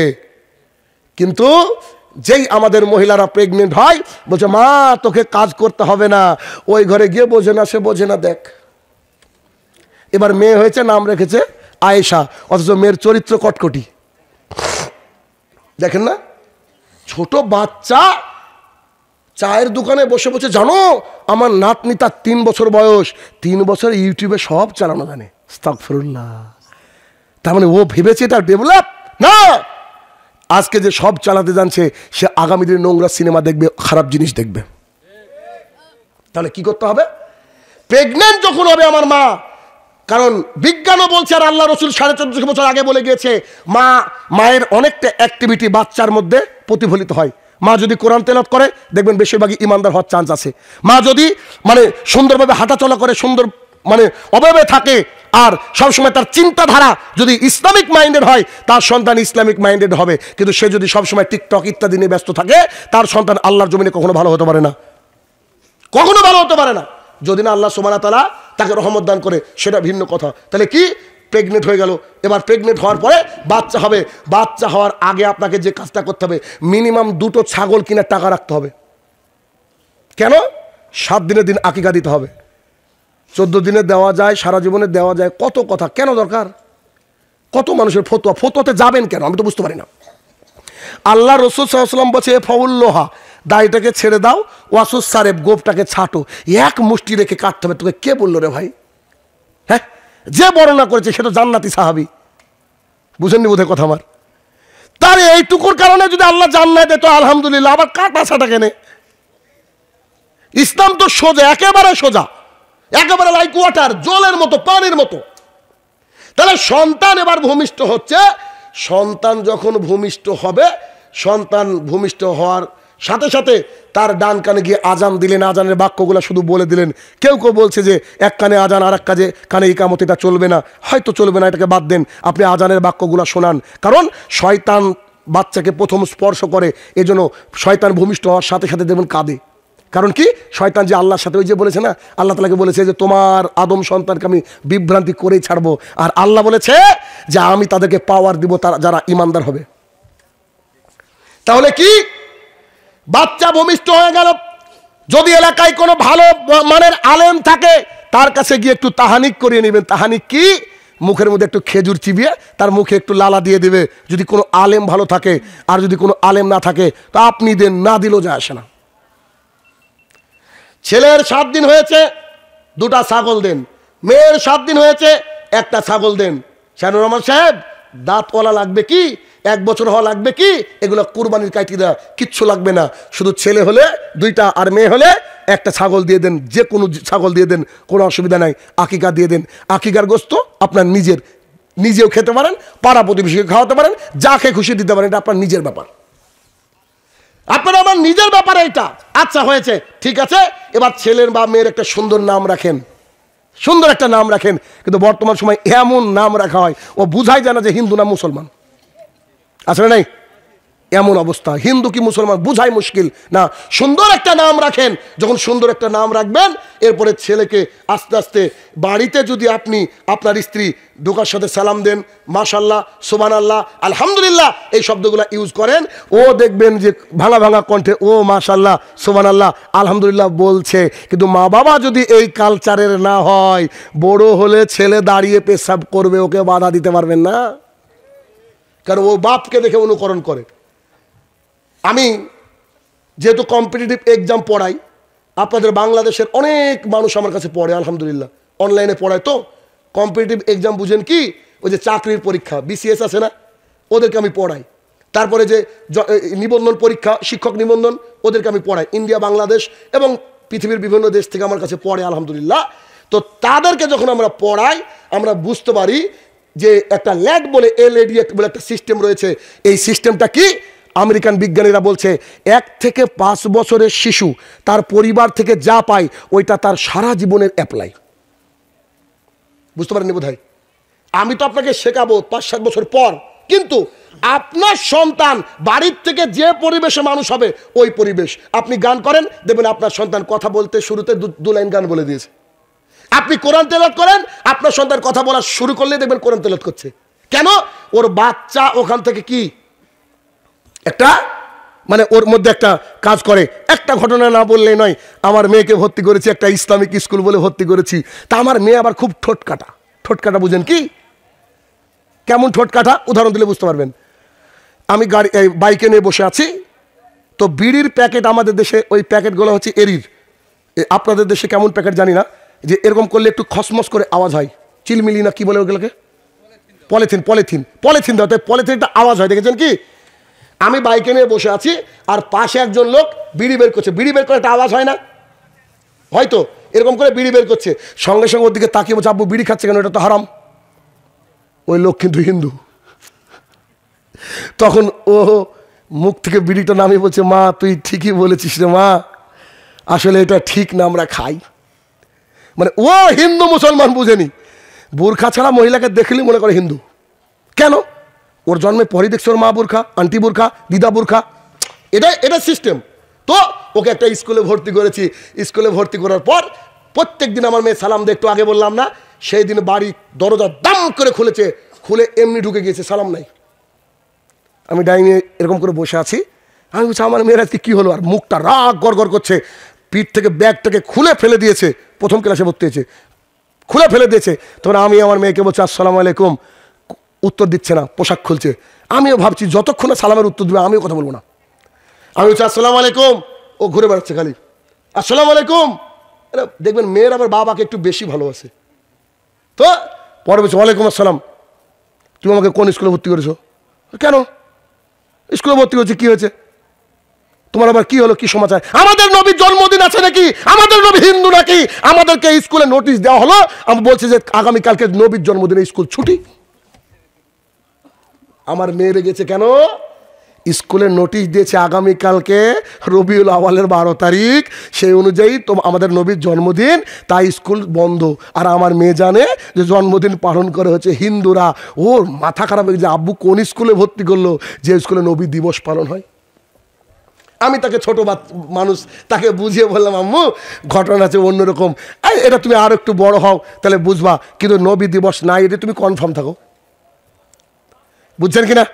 তাহলে ওই অতটুকু মেয়ে, তাকে তো আমি পড়াচ্ছি না, কিন্তু সে আমাদের আলোচনা, আমাদের কথা, আমাদের চলন, এগুলাকে সে হুবহু কপি করেছে, হুবহু কপি করেছে, কপি করে সে তার নিজের জীবনে অ্যাপ্লাই করছে। তাহলে 3 নম্বর পয়েন্ট যেটা কি, সন্তানকে পারবারিশ করতে হবে। আর সন্তানকে পারবারিশ করার জন্য বাবাকে হতে হবে কঠোর। কেমন? আবু বকর রাদিয়াল্লাহু তাআলার মতো। ওই যে আম্মা যান আয়েশা রাদিয়াল্লাহু তাআলা হার হারিয়ে গিয়েছিল, তখন রাসূলুল্লাহ সাল্লাল্লাহু আলাইহি ওয়াসাল্লামের কোলে শুয়েছিল, আর কি এমন মার মারলো, মুহাম্মদ সাল্লাল্লাহু আলাইহি ওয়াসাল্লাম যদি উরুরানটা এরকম করে মাথা না দিয়ে থাকতেন তিনি ছিটকে পড়ে যেতেন। অথচ আমাদের সমাজে বেশিরভাগ তালাক হয় এই কারণে। একটু খেয়াল করেন আমার কথাটা, আমাদের সমাজে বেশিরভাগ তালাক হয় এই কারণে। কেমন? একটু জামাইয়ের সাথে ঝামেলা হয়েছে, ফোন তুলে বলছে আম্মু জানো তোমার জামাই আজকে মেরেছে, আর ওর মা বলছে তুই বাড়ি তাই জিনিস গুটাতো, তুই আমার মেয়ে, তুই তাড়াতাড়ি বেরোয় তো দেখি, তুই কনসার্ট পর্যন্ত আয়, আমি গাড়ি নিয়ে যাচ্ছি, বলে কি বলে না? রে জামাইয়ের সাথে ঝামেলা হতেই পারে, তুমি কেমন মেয়ে জন্ম দিয়েছো যে ওই সামান্য ঘটনা তোমাকে ফোন করলো কেন? আম্মা জান আয়েশা রাদিয়াল্লাহু তাআলা অত বড় হয়ে গেছে, আর না আল্লাহর নবীর সামনে আবু বকর তাকে মারতে করেননি, দ্বিধাবোধ করেননি। কেন? বাবা সবসময় মেয়েকে কি ভালোবাসবে, আবার শাসনেরও উপরে রাখবে, শাসনের উপরে রাখবে। এই জন্য সন্তান ছেলে হোক অথবা মেয়ে হোক, এটা আল্লাহ সুবহানাহু ওয়া তাআলার তরফ থেকে নিয়ামত, অতএব সন্তানকে গঠন করে যেতে হবে। শুনেন, সন্তান যদি খারাপ হয় আখিরাত কিন্তু অনেক নষ্ট হয়ে যাবে, যতই তাহাজ্জুদ গুজারি হই না কেন। কেন? সালাসাতুন কাদ হারাম আলাইহিম মিন জান্নাহ, 3-4 মানুষের জন্য জান্নাতকে হারাম করা হয়েছে। 1 মুদমিনুল খামরিন, এবার তো কথা কঠিন হবে। মুদমিনুল খামরিন কি? যারা নিয়মিত পান বিড়ি জর্দা গোল সিগারেট ইত্যাদি খায়, তারা জান্নাতে যাবে না। কষ্ট হচ্ছে? কষ্ট হলে তো বলতে হবে আমাকে, কিছু করার নাই, যে হাদিস আছে বুঝেননি, হারামখোর জান্নাতে যাবে না। এগুলো সব হারাম ভাই, কলেজা একটু করে ভাইরা আমার ভালোবাসি তাই বলছি, আমি বলছি না। আরে এটা তো হাদিস বলছে ওয়ার্ল্ড হেলথ অর্গানাইজেশন বলছে প্রত্যেক বছর গোটা পৃথিবীতে 37 লাখ মানুষ মারা যায় তামাক সেবনের কারণে। গোটা পৃথিবী এখন আপনি গবেষণা দেখেন, এখনই গবেষণা দেখেন, তাহলে কি বলবেন আপনি? ওরাই বলছে যে ঠিক না। আর পানবিড়ি জর্দা গোল সিগারেট হারাম কিনা কোনো আলেমকে ফতোয়া জানা দরকার হয় না, এগুলো হারাম কিনা ল্যাবরেটরিতে টেস্ট করেন, বুঝতে পারবেন যে ওর মধ্যে নিকোটিন আছে না নাই, ল্যাবরেটরিতে টেস্ট করেন। 2 রাজুলাতুম মিন নিসাই, পুরুষের বেশধারী নারী জান্নাতে যাবে না। 1450 বছর আগে বলা হয়েছে যারা পুরুষের বেশধারী নারী তারা জান্নাতে যাবে না। পুরুষের বেশধারী নারী মানে যারা জিন্সের প্যান্ট পরে চলে, আছে না নাই? বাংলাদেশটা এমন ছিল না, আজ থেকে 30 বছর আগেও ছিল না, বিশ্বাস করেন। কেননা বাংলাদেশে খুব ছোটবেলা থেকে আসা অভ্যাস আছে। আমি এক সময় বলতাম যে বাংলাদেশের নারীরা যদি ইন্ডিয়াতে আসে, তাদেরকে যদি বলা হয় ইন্ডিয়ার নারীর গায়ে থুতু নিক্ষেপ করো, তো বাংলাদেশের নারীরা বলবে ছি ছি ছি, ওর দিকে কি থুতু নিক্ষেপ করা যায়, ওর দেহের 3 ভাগের 1 ভাগে পোশাক। আমি বলতাম এক সময়। এখন যখন বিভিন্ন বর্ডার দিয়ে যখন বাংলাদেশ ঢুকি, তো দেখে বুঝাই যায় না যে বাংলাদেশ নাকি ইন্ডিয়া। সবাই জিন্স, আসলে নাই স্কুল কলেজে সবাই জিন্স পরেছে, এখন জিন্স পরছে। 1450 বছর আগে বলা হয়েছে যে কি পুরুষের বেশধারী নারী জান্নাতে যাবে না। টি শার্ট পরে তারা, চুল কেটে এত ছোট করেছে। একজন ব্যক্তিকে গিয়ে বলছে ভাই কটা বাচ্চা দেখেন তো, ট্রেন কখন ঢুকবে? বলছে 1 থাপ্পড় দিয়ে গাল লাল করে দেবো। বলছে কেন? বলছে আমি তোর ভাই না, আমি তোর বোন। পিছন থেকে তোর ভাই বুঝাই, মানে পুরো আমার মতো চুল কেটেছে, তো কি বলবো কে? এমন একটা সমাজ উল্টে গিয়েছে, এমন সমাজ, মানে বিয়ে করে স্বামী স্ত্রী দুজনে বাড়িতে আসছে, মানে বুঝাই মুশকিল, হুইছি আর হুইছি। 2, এ নারী জান্নাতে যাবে না। যদিও নারীরা মনে করছে যে আমরা মডার্ন, ওয়াল্লাহি আল্লাহর কসম করে বলছি এরা মডার্ন নয়। কেন? আমি চলে যাওয়ার পর গুগলে সার্চ দিবেন, তাওয়াক্কুল নামের একজন পৃথিবী বিখ্যাত মহিলা আছে, সে মহিলা কমপ্লিটলি হিজাব পরেছে। সাংবাদিক তার সামনে এসে বলছে আপনি নাকি হাইলি এডুকেটেড একজন মহিলা, আপনি কেন হিজাব পরেছেন? সে দারুণ একটা উত্তর দিয়েছিল, আমার মনটাকে একদম প্রশান্ত করে দিয়েছে। সে কি বলেছে? মানুষকে যখন আল্লাহ তাআলা তৈরি করলো, মানুষের বুদ্ধি অত ছিল না, তাই মানুষ প্রথমে নিজের লজ্জা ঢেকেছে কি দিয়ে? গাছের পাতা ঢেকেছে না? ইতিহাস পড়েছেন? যখন মানুষের আরেকটু বুদ্ধি দিল আল্লাহ, তখন গাছের ছাল, আরেকটু বুদ্ধি দিল পশুর চামড়া, আরেকটু বুদ্ধি দিল তখন এই কাপড় বানিয়ে দিল। আমি বুদ্ধিমতী মহিলা তো এই জন্য পুরোটা ঢেকে রেখেছি। সুবহানাল্লাহ, বুঝতে পারেননি? আমি বুদ্ধিমতী মহিলা, তাই আমি পুরোকে ঢেকে রেখেছি। যে মহিলা বুদ্ধিমতী, সে তার সৌন্দর্য একমাত্র কেবলমাত্র তার স্বামীকে প্রদর্শন করবে। গোটা পৃথিবীর আর কারোর কাছে সে খুলে যেতে পারবে না, খুলে যেতে পারবে না, অসম্ভব। এই কোনো বর্ডার ক্রস করতে গিয়ে আমাদের স্ত্রীকে যখন খালি বলে যে মুখ খান তুলেন, তখন তো ভেতরে মনে হচ্ছে আগুন জ্বলে, যে মেরে মেরে ফেলি, তেমন হয়। কিন্তু কিছু করার নাই, লাগবে। কি পুরুষ আমি, কি পুরুষ আপনি, চেষ্টা করতে হবে, বুঝতে হবে। 2, রাজুলতা মিন নিসাই, পুরুষের বেশধারী নারী জান্নাতে যাবে না। 3, এখন আপনার আমার কথা, আর দায়ুস লা ইয়াদখুলুল জান্নাহ, দায়ুস জান্নাতে যাবে না। সাহাবায়ে কেরাম বলছেন যে দায়ুস তো বুঝতে পারলাম না, এরা কারা? তখন মুহাম্মদ সাল্লাল্লাহু আলাইহি ওয়াসাল্লাম বলছে আল্লাহ জিকরুফি আহলাল খাবাস, যার বাড়িতে বেহায়াপনা রয়েছে, যার বাড়ির মহিলা বেপর্দা, যার বাড়িতে দিন রাত টিভি সিরিয়াল চলে, যার বাড়িতে গান বাজনা চলে, এরা হচ্ছে দায়ুস। এরা হচ্ছে দায়ুস। শাহনুর রহমান সাহেব, আমি যে মক্কাকে পরিষ্কার করি, প্রত্যেকবার হজ করি, আমার বাড়ির মহিলা পর্দা করে না, আমার বাড়িতে গান বাজে, আমি কি জান্নাতে যাব? এই হাদিস অনুযায়ী আল্লাহ রসুল আপনাকে দায়ুস বলেছে, আপনি জাহান্নামী। আমি বলিনি, কে বলেছে? আল্লাহ রসুল সাল্লাল্লাহু আলাইহি সাল্লাম। আর তিনি জীবনে মিথ্যা কথা বলেননি, এটাই আমাদের দাবি, এটাই আমাদের কথা। অতএব আপনার মেয়েকে পোশাক কিনে দিয়েছে, আপনার মেয়ে কিনেনি, আপনার মেয়েকে পোশাক আপনাকে আপনি নিজে কিনে দিয়েছেন, বুঝেননি? আপনি নিজে কিনে দিয়েছেন। এই বাংলাদেশের রিপোর্ট আমি কয়েক বছর আগে দেখেছিলাম যে একটা গরিব বাবা পাখির ড্রেস, ইন্ডিয়ান সিরিয়ালে কোনো নাম নাকি পাখি আছে, একটা পাখি ড্রেস কিনে দেয়নি, তাই আত্মহত্যা করেছে। এই দেখেন আজকে কয় তারিখ? 4। এই দিনের এই বছরের, আগামী বছর, মানে সরি গত বছরের 31শে ডিসেম্বর, মানে আজ থেকে 4 দিন আগে 31শে ডিসেম্বর নাটোরে একটা ছেলে, ইয়াং ছেলে, এই আতশবাজি ইত্যাদি ইত্যাদি এই 31st নাইট পালন করার জন্য ছাদ থেকে পড়ে মরে গিয়েছে। নিশ্চয় জান্নাতি। আশ্চর্য লাগে, এদেশে ফুটবল যখন খেলা হয়, এ বলছে আমি ব্রাজিল, ও বলছে আমি আর্জেন্টিনা। মেসি তো জান্নাতি, তাই না? আশ্চর্য, পাবলিক এত খারাপ কেন? মানুষ একটু বুঝে না কেন? অনুকরণ অনুসরণ করতে হবে আল্লাহ রাসূল সাল্লাল্লাহু আলাইহি ওয়াসাল্লামকে, তাছাড়া পৃথিবীর কাউকে অনুকরণ করা যাবে না। কাউকে ভালোবাসতে পারি, পোলাও খাওয়াতে পারি, বিরিয়ানি খাওয়াতে পারি, কিন্তু অনুকরণ কে হবে? আল্লাহ রাসূল সাল্লাল্লাহু আলাইহি ওয়াসাল্লাম। পৃথিবীর আর কেউ অনুসরণযোগ্য নয়। অতএব মহিলাদের ব্যাপারে যেটা বলতে চাইছিলাম সেটা হচ্ছে মহিলাদেরকে আলমারাতু সলেহা হতে হবে, নেককার বিবি হতে হবে। আর ফ্যাক্টরির যদি নেককার বিবি হয়, তাহলে একটা পুরুষ, একটা সমাজ, একটা দেশ শুধরে যাবে। কেন? আরে আশ্চর্য একটা ব্যাপার, ফজরে উঠছি, আমার স্ত্রী আমার আগে একটু জেগে গেছে, একদিনের ঘটনা। আমার আগে জেগে গিয়ে অজু করে যখন আমি ঘরে ঢুকছি, ছেলেকে তুলতে হবে, মানে আমি একটু আগেই উঠি আর কি, ছেলেকে তুলতে হবে, তা আমার স্ত্রী বলছে তোমার উপর আমার মেজাজ খারাপ। আমি ইন্নালিল্লাহ। রাত্রেবেলা শোয়ার সময় একসাথে শুলাম, কোনো ঝামেলা নাই, কোনো ইয়ে নাই, হঠাৎ করে মেজাজ খারাপ। মানে তো কি হয়েছে? বলছে স্বপ্নে দেখলাম তুমি দাড়ি চেষে বাড়ি এসেছো। তাই বললাম যে ঝাঁটা কোন দিকে আনো, আমি দিই, মারো আমাকে। তো আশ্চর্য কথা, তুই স্বপ্নে দেখলি তো আমি কি করবো রে? তখন ওকে আমাকে ভোরে হাদিস শিখাতে হচ্ছে যে স্বপ্ন হচ্ছে 3 প্রকার। 1, শয়তানের তরফ থেকে আসে, তুই শয়তানের স্বপ্ন দেখেছিস। 2, আল্লাহর তরফ থেকে আসে। 3, প্রতিদিন যা মানুষ ভাবে ওইটা দেখে। তো এবার তুমি বুঝো কোন ক্যাটাগরি স্বপ্ন দেখেছো। বুঝে তাও তো মেজাজ খারাপ হয়েছে আমার। তার মানে স্ত্রী যদি সুন্দর হয়, সুন্দর মানে ওই সুন্দর নয়, স্ত্রী যদি দিন ইসলাম বুঝে তাহলে তার স্বামী দাঁড়িয়ে রাখতে বাধ্য। 2, গোটা পৃথিবীর এমন কোন পুরুষ নাই যে তার স্ত্রীর কাছে মাথা নত করেনি। বুঝেননি? স্ত্রী মানে পুরুষটা ওখানে দুর্বল। ভাই দুর্বল কি দুর্বল না? কেউ কথা বলছে না, সবাই তলে তলে দুর্বল। আমি জানি না। স্ত্রী যদি এখন বলে যে বগুড়ার দই খেতে ইচ্ছা হচ্ছে, এখন আপনি আমি ছুটবো বগুড়ার দই আনতে, ঠিক না? যদি বলে যে কালকে আমাকে সোনার চুরি কিনে দিতে হবে, সারা রাত কাজ করে ও সোনার চুরি কিনে দেবো।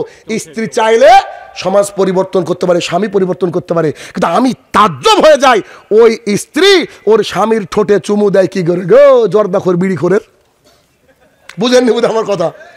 যদি স্ত্রীরা মনে করতো আল্লাহর জমিনের যে আমার স্বামীকে আমি জর্দা বিড়ি ছাড়াবো, এক রাতে একেবারে সব নেশাদর দ্রব্যকে ধুয়ে মুছে সাফ করে দিতে পারে মহিলারা। পারবে না? খালি এ দেখেন দেখেন, আমি বলি, আমার মায়েরা যদি শুনছেন, কোথাও থেকে দেখছেন আমাকে, আপনি খালি বুঝেন, আপনার স্বামীকে আজকে রাত্রেবেলায় বলবেন তুমি দাঁড়িয়ে রাখো, কাল থেকে বিড়ি আর খাবা না। যদি বলে যে না না এটা কি করা যায়, আপনি তার দিকে আসেন, শুধু উল্টে ঘুরে শুবেন, দেখবেন কাল থেকে দাঁড়িয়ে রাখবো ইনশাল্লাহ। রাখবে কি রাখবে না? অতএব আমার মায়েরা যদি চায় তার স্বামী কি করুক, দাঁড়িয়ে রাখবে, জর্দা ছেড়ে দেবে, খৈনি ছেড়ে দেবে, গুল ছেড়ে দেবে। আর মায়েদের এখানে একটা বেনিফিট আছে। বেনিফিটটা কি? যদি কারো মুখে দাড়ি থাকে ওর দিকে পর মহিলা কম তাকাবে, আপনি কিন্তু সিকিউর হয়ে গেলে অনেকটা। আর যদি গালকে চেষে থাকে তাহলে কিন্তু ও পরকে করতেও পারে, চান্স আবার বেশি, চান্স বেশি। এই জন্য মহিলাদের বেনিফিট। তাহলে কি মহিলাদেরকে রেডি করতে হবে। 4, মসজিদের সাথে সম্পর্ক রাখতে হবে। আল্লাহর জমিনে যত বিখ্যাত ব্যক্তি এসেছে, যাদের বাড়িকে আদর্শ বাড়ি রূপে গোটা দুনিয়ায় আল্লাহ এক্সপোজ করেছেন, তাদের মধ্যে সবাইকে খেয়াল করে দেখেন তারা মসজিদের কোনো না কোনো অংশে খাদেম ছিল। ইব্রাহিম আলাইহিস সালাম, ইসমাইল আলাইহিস সালাম কাবা ঘর তৈরি করেছে, ঝাড়ু দিয়েছে। আপনি কি জানেন না মারিয়াম আলাইহিস সালাম, জাকারিয়া আলাইহিস সালাম মসজিদের খেদমত করেছেন, মুহাম্মদ সাল্লাল্লাহু আলাইহি সাল্লাম মসজিদের খেদমত করেছেন। গোটা আল্লাহর জমিনে যত মানুষ আছে বিখ্যাত, তার পরিবার যাদের ভালো পরিবার, তারা হিসাব করে দেখেন যে তারা সবাই মসজিদের সাথে কানেক্টেড, মসজিদের সাথে কানেক্টেড। আর যেই মানুষটার অন্তরটা মসজিদ থেকে মুআল্লাক মানে ঝুলে থাকে, তার মতো ভালো মানুষ আর কে আছে? কিয়ামতের মাঠে সে আরশের ছায়া পাবে, আল্লাহর ছায়া পাবে। অতএব মসজিদের সাথে রিলেটেড যখনই ওয়াক্ত হয়ে যাবে, অমনি আপনি যদি বাড়িতে না থাকেন, আপনার স্ত্রী ছেলেকে ডেকে বলবে আব্বু ওয়াক্ত হয়ে গেছে ফজরে, যাও তাড়াতাড়ি করে সালাত আদায় করে নাও। তাহলে মসজিদের সাথে কি হবে? কানেক্টেড হবে। আচ্ছা, মসজিদের সাথে কানেক্টেড মানে কি? মাইক ঠিক করতে যাবে মসজিদের, না নামাজ পড়তে যাবে? সালাত। তার মানে এর সাথে রিলেটেড হচ্ছে সে সালাত আদায় করবে। আর যে পরিবারের মধ্যে কোরআন তেলাওয়াত নাই, সালাত নাই, ওই পরিবার আল্লাহর জমিনে বরকত থাকতে পারে। কিছুদিন আগে বাংলাদেশের কত মানুষের কত সম্পদ, কতজন ইসলামকে নিয়ে কত কটূক্তি করলো, কত কথা বললো। আল্লাহ তাআলা ফেরাউনকে দিয়ে দেখিয়েছেন, এরা বুঝতে পারেনি। নমরুদকে দেখিয়েছেন, এরা বুঝতে পারেনি। এখন নব্য একটা ঘটনা আল্লাহ তাআলা দেখিয়ে দিল যে তোদের কোনো ক্ষমতা নাই, ক্ষমতার মালিক আমি আল্লাহ তাআলা। আমি আল্লাহ তাআলা। যারা বলেছিল এদেশে দাড়ি টুপি মানে জঙ্গি, তারা আজকে ঘুরে বেড়াচ্ছে, ওরাই জঙ্গি। তারা আজকে লুকিয়ে লুকিয়ে বেড়াচ্ছে। যাদের বাড়ি এদেশে বিদেশে, গোটা বিশ্বের সব জায়গায়, তারা আজকে কলার পাতায় শুয়ে আছে। আরে আছে তো আছে, দরবেশ আবার দাড়ি চেঁচে ফেললো। কি পরিস্থিতি চিন্তা করেন। জাহান্নামের আগুন কত ভয়ঙ্কর, আপনাকে আমি কি দিয়ে বুঝাই? জাহান্নামের আগুন কত ভয়ঙ্কর, খুব কঠিন জায়গা জাহান্নাম। অতএব জান্নাত যাওয়া অনেক কঠিন, একথাই সত্য। তো আপনার আমার অন্তর যদি ইসলামের দিকে ধাবিত হয়, তাহলে আমাদের মাথা চলে যাবে, তবু আমরা ইসলামের দিক থেকে পিছপা হব না। যে ছেলের মধ্যে তাওহীদ থাকবে, তাওহীদের জ্ঞান থাকবে, সালাত থাকবে, ও আল্লাহর জমিনে আল্লাহ ছাড়া আর কাউকে ভয় করবে না। ঠিক যেমন করে মুহাম্মদ সাল্লাল্লাহু আলাইহি ওয়াসাল্লাম আবু জাহাল আবুল হাবকে দেখে ভয় করেনি, তিনাকে বলা হয়েছে সুন্দর রমণী দিব, অনেক টাকা দিব, অনেক সম্পদ দিব, তিনি কি বলেছেন? এক হাতে চাঁদ এক হাতে সূর্য যদি এনে দাও তবু আমি এই দাওয়াত থেকে পিছপা হব না। আর ওই দাওয়াতের ফল আজকে দেবীপুরে পৌঁছে গিয়েছে, আলহামদুলিল্লাহ। তাহলে কি হবে? আদর্শ পরিবার গঠনের 5 নম্বর পয়েন্ট কি? সালাত, অর্থাৎ মসজিদের সাথে কানেক্টেড। মাঝে মাঝে ছেলেকে পাঠাবেন, বেটা শুক্রবার আজকে একটু ফজরের পর যাও তো মসজিদটাকে ঝাড়ু দাও। আল্লাহর ঘরকে ঝাড়ু দেবেন, কিসের অহংকার? আমি নিজে মসজিদের বাথরুম পরিষ্কার করেছি, কি হয়েছে ভাই? না আল্লাহর ঘর মানে বাথরুম পরিষ্কার আমি এই জন্য করছি, আমি আল্লাহ যাতে আমাকে ভালোবাসে, আমি আল্লাহর গোলাম। জান্নাত পেতে গেলে যদি কোনো কাজ করতে দেয় আল্লাহ তাআলা, অসুবিধা আছে কি? একটা ছোট্ট ঘটনা বলে বুঝতে পারবেন, দেখেন ইসলামটাকে কেমন করে মানা উচিত। তখন আমি পশ্চিমবঙ্গের একটা মিশন বুঝেন কিনা? মিশন মানে ওই যে বেসরকারি স্কুলগুলো, হ্যাঁ, তো ওই স্কুলের আমি একটা স্কুলের হেডমাস্টার। তো একদম NH 34 মেন রোড, যেটা কলকাতা যাওয়ার রাস্তা, ওখানে আমি গিয়ে বাইক নিয়ে আমি স্কুলে নামতে গিয়ে দেখছি রাস্তার উপরে একটা শিয়াল মরে পড়ে আছে। থাকে কি থাকে না, ট্রাকে চাপা দিয়ে চলে যায়, শিয়াল মরে পড়ে আছে। স্কুলে সব টিচাররা আসছে, গার্জিয়ানরা আসছে, কারোর খেয়াল নাই ওদিকে। তা আমি গিয়ে বললাম যে আমাকে একটা কোদাল আর একটু দড়ি দেওয়া যাবে কি? তো সবাই বলছে স্যার বলেন, মানে হেডমাস্টার মানে একটা আলাদা সম্মান। আমি বলছি দেন, একটু কাজ আছে আমার। আমি কাউকে বললাম না, আমাকে একটা দড়ি একটা কোদাল দেওয়া হলো। আমি দড়িটাকে একটু ফাঁস লাগালাম, ফাঁস লাগিয়ে ওই এর পায়ের মধ্যে ঢুকে দিলাম শিয়ালটার। কারণ আমি মনে করছি যে এই অবস্থায় যদি আরো একটা বাইক যায় অ্যাক্সিডেন্ট করতে পারে কি পারে না, আরো কিছু অ্যাক্সিডেন্ট ঘটতে পারে। তো আমি ওর পায়ের মধ্যে দড়ি দিয়ে টেনে, একটা নিচে গর্ত ছিল এরকম ঢালু জায়গা, নিচে গর্ত, আমি টেনে নামাচ্ছি, সবাই একদম টাপ্পুর দিয়ে দেখছে শীতের সকালবেলা। তখন আমি নেমে করেছে কি, ওইখানে গর্ত খুঁড়ছি, গর্ত খুঁড়ে খুব ঘেমে গিয়েছি, মানে আমি আবার শীতের দিনও ঘামি, তার প্রমাণ আপনার সামনে। তো এবার গর্ত খুললাম, গর্ত খুঁড়ে যখন শিয়ালটাকে নামাচ্ছি উপরে দেখছি অনেক লোক। এবার আমার কথা শুনেন, আমি নিচ থেকে বলছি আবু হুরায়রা রাদিয়াল্লাহু তাআলা আনহু বলেন, এভাবে বলছি, রাসূল সাল্লাল্লাহু আলাইহি সাল্লাম বলেছেন, কোন মানুষ যদি রাস্তা থেকে কষ্টদায়ক বস্তু সরিয়ে দেয় আল্লাহ তাআলা তার বিনিময়ে জান্নাত দিয়ে দিবে। উপর থেকে আমার শিক্ষকরা বলছে হাদিসটা আগে বলতে কি হয়েছিল বুঝেননি? আমি আবার নিচ থেকে উত্তর দিলাম শিয়াল কি একটাই ছিল, আরো মরবে। অতএব আমি শিয়ালকে নামিয়েছি এই জন্য যাতে করে রাস্তা মানুষের চলাচলকে সুন্দর হয় আর আল্লাহর জান্নাতের আশায়। জি, কথা কি বোঝাতে পেরেছি? আমি মেথরের কাজ করলাম, হেরনখোরকে 10 টাকা দিয়ে 100 টাকা দিয়ে সরিয়ে দেওয়া হয়, ডোম চারাল মুচির এই কাজটা করে, মানুষ মনে করলো। কিন্তু আমি আল্লাহর গোলাম, আমি আল্লাহর জমিনে রাস্তা ক্লিয়ার করলাম, এটা আমার লজ্জার কিছু নেই। আপনি আপনার এলাকায় যখন এরকম অসংলগ্ন আজেবাজে জিনিস রাস্তায় পড়ে থাকবে, কি করবেন? ওটাকে ওখান থেকে রাস্তা থেকে সরিয়ে দিবেন। কার জন্য? আল্লাহ তাআলার জন্য। দুনিয়ার কারোর দিকে তাকিয়ে লাভ নেই। কথা মনে থাকবে? আচ্ছা, এই হচ্ছে আমাদের 6 নম্বর পয়েন্ট। এই আদর্শ পরিবার যদি আমরা তৈরি করতে পারি তাহলে একটা সমাজ শুধরে যাবে। আপনার সন্তানের, এখনকার বর্তমানের বেশিরভাগ মা বাবারা সন্তানকে তৈরি করে ক্রেডিট কার্ড বুঝেন কি? সন্তানকে বিশেষ ক্যাডার বানাচ্ছে, বড় পুলিশ অফিসার বানাচ্ছে, কিন্তু বেশিরভাগ সন্তানই তার মা বাবাকে দেখে না। কি বলেন? যশোরের একটা পরিবার, তার বাবা মারা গিয়েছে, 50 লক্ষ টাকা পেনশন পেয়েছে, সেই বাবার টাকা ভাগ করতে গিয়ে, ভাই বোন টাকা ভাগ করতে গিয়ে ভুলে গিয়েছে যে আব্বা মরেছে। গ্রামের মানুষ এসে তাকে দাফন করেছে। একেবারে বাস্তবতা, বিশ্বাস করেন। আমি চলে গেলে আপনার আমার সন্তান যে আমাদের জন্য দান করবে কোনো গ্যারান্টি আছে? কোনো গ্যারান্টি নেই। এই জন্য সন্তানকে যদি ইসলামিক তরবিয়তে মানুষ করেন, ছেলেকে হাফেজ বানান, ছেলেকে কারি বানান, ছেলেকে যদি দ্বীন ইসলামের চর্চার উপরে রাখতে পারেন, কিচ্ছু দরকার নেই, শুধু একটা কাজ দরকার।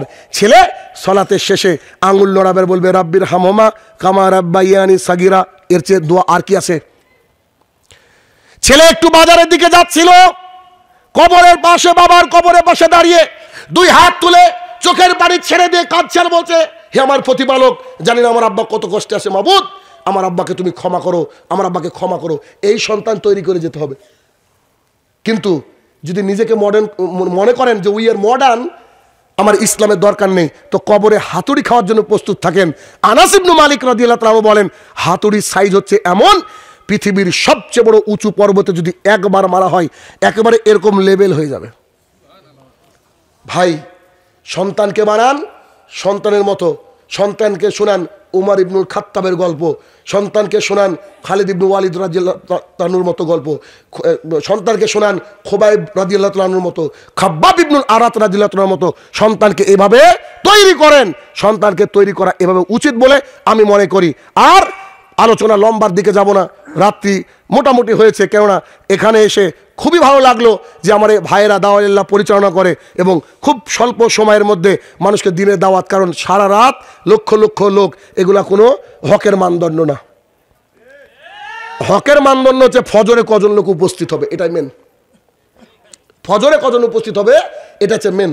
তাহলে কি আপনারা এই যে ভাইয়েরা লাইব্রেরি প্রতিষ্ঠা করেছে, এখানে আসবেন, কিতাবাদি দান করবেন, এখানে পড়বেন, বিশ্বাস করেন আপনি আমি এখন মারা গেলে আমার সন্তান কিছু দিবে এটা আমি বিশ্বাস করি না, কারণ দুনিয়া খুবই স্বার্থপর। কেন দেখবেন স্বার্থপর কেমন দেখবেন?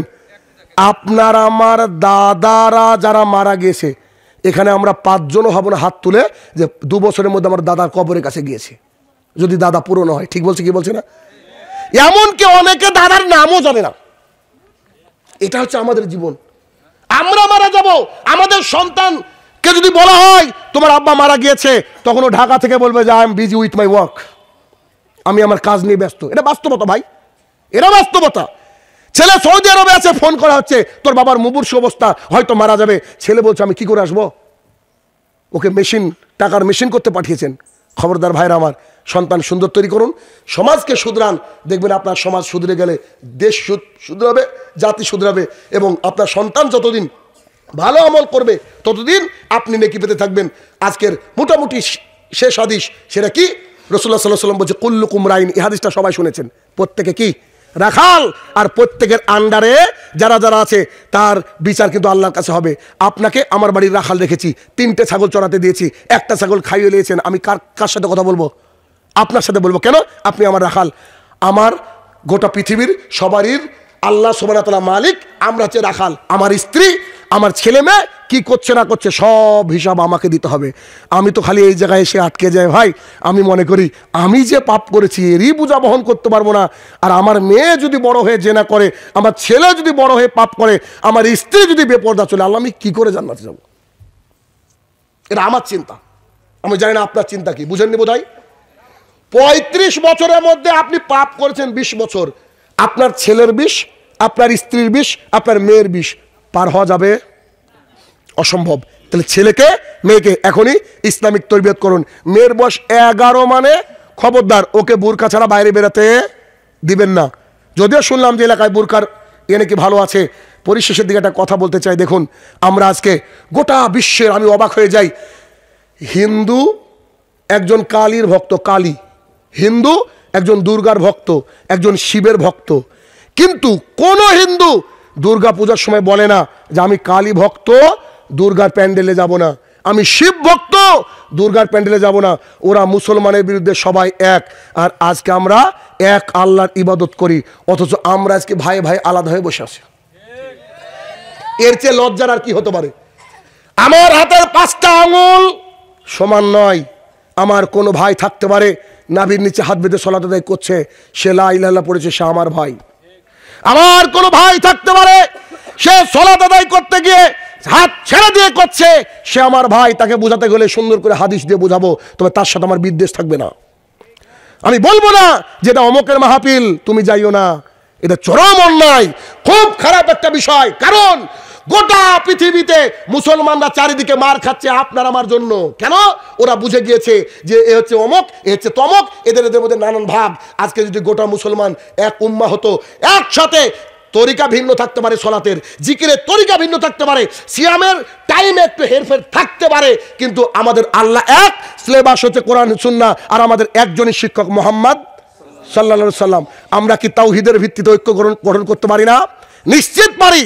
কিন্তু আপনি সালাত আদায় আপনি আপনার মতো করেন। তবে আমি আপনাকে বলবো যে আপনি সহিহ বুখারী পড়েন, মুসলিম পড়েন, ইত্যাদি ইত্যাদি পড়েন, আপনাকে আমি বলতে পারি।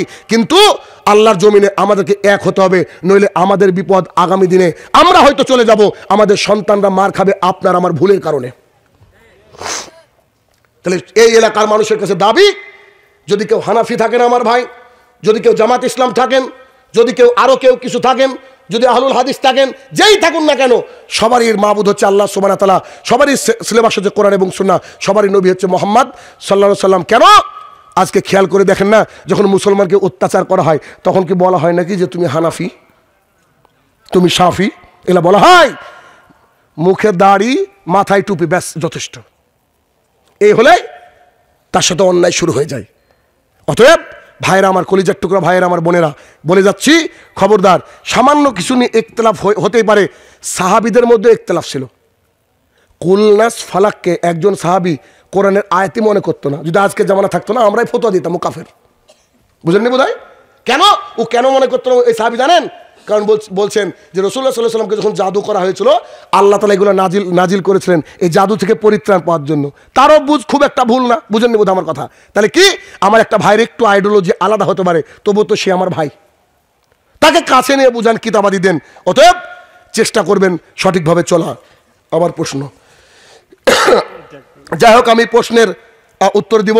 যেহেতু আমাদের ভাইদের ছোট্ট একটা সংস্থা, তেমন কোনো কিছু নাই। আমি মাঝেই শেষের দিকে একটা কথা বললাম, আপনি আমি যে টাকা অর্থ ব্যয় করি, কিয়ামতের মাঠে 5টা প্রশ্ন ছাড়া আদম সন্তান সামনের দিকে এগোতে পারবে না 5টা প্রশ্নের উত্তর না দিয়ে। তার মধ্যে একটা প্রশ্ন হচ্ছে এই যে কোথা থেকে ইনকাম করেছো, আর একটা প্রশ্ন হচ্ছে কোথায় খরচ করেছো। এমনও লোককে পাওয়া যাবে পৃথিবীতে কোটি টাকার মালিক, আল্লাহর কাছে গিয়ে দেখবে যে ওর 10 টাকার মালিক। কেন? ও 10 টাকা দান করেছে। এই জন্য আপনারা দান করবেন। আমাদের ছেলেরা আপনাদের কাছে ব্যাগ নিয়ে যাবে, পকেটে হাত ভরবেন, যা আছে যত আছে বের করে দিবেন। আর কিয়ামতের মাঠে ওই শ্রেণীর মানুষ ছায়া পাবে, ডান হাত যা দান করলো বাম হাত পেলো না। আমি বলি এটাও সহজ। তার মানে কি, আপনি পকেটে হাত ভরে নোটটা দেখেন না, এরকম করে বের করে একবার প্রাণ খুলে ইনশাল্লাহ আপনারা দান করতে থাকেন। আমি প্রশ্নের উত্তরগুলো দিতে থাকি, দেখি কি প্রশ্ন করা হয়েছে। ডাক্তার জাকির নায়েকের সাথে সাক্ষাৎ হয়েছে কি না? আল্লাহ সুবহানাহু ওয়া তাআলা এখনো সাক্ষাৎ করার সুযোগ দেননি। যদি করা হয় তো আলহামদুলিল্লাহ, না হলো আলহামদুলিল্লাহ।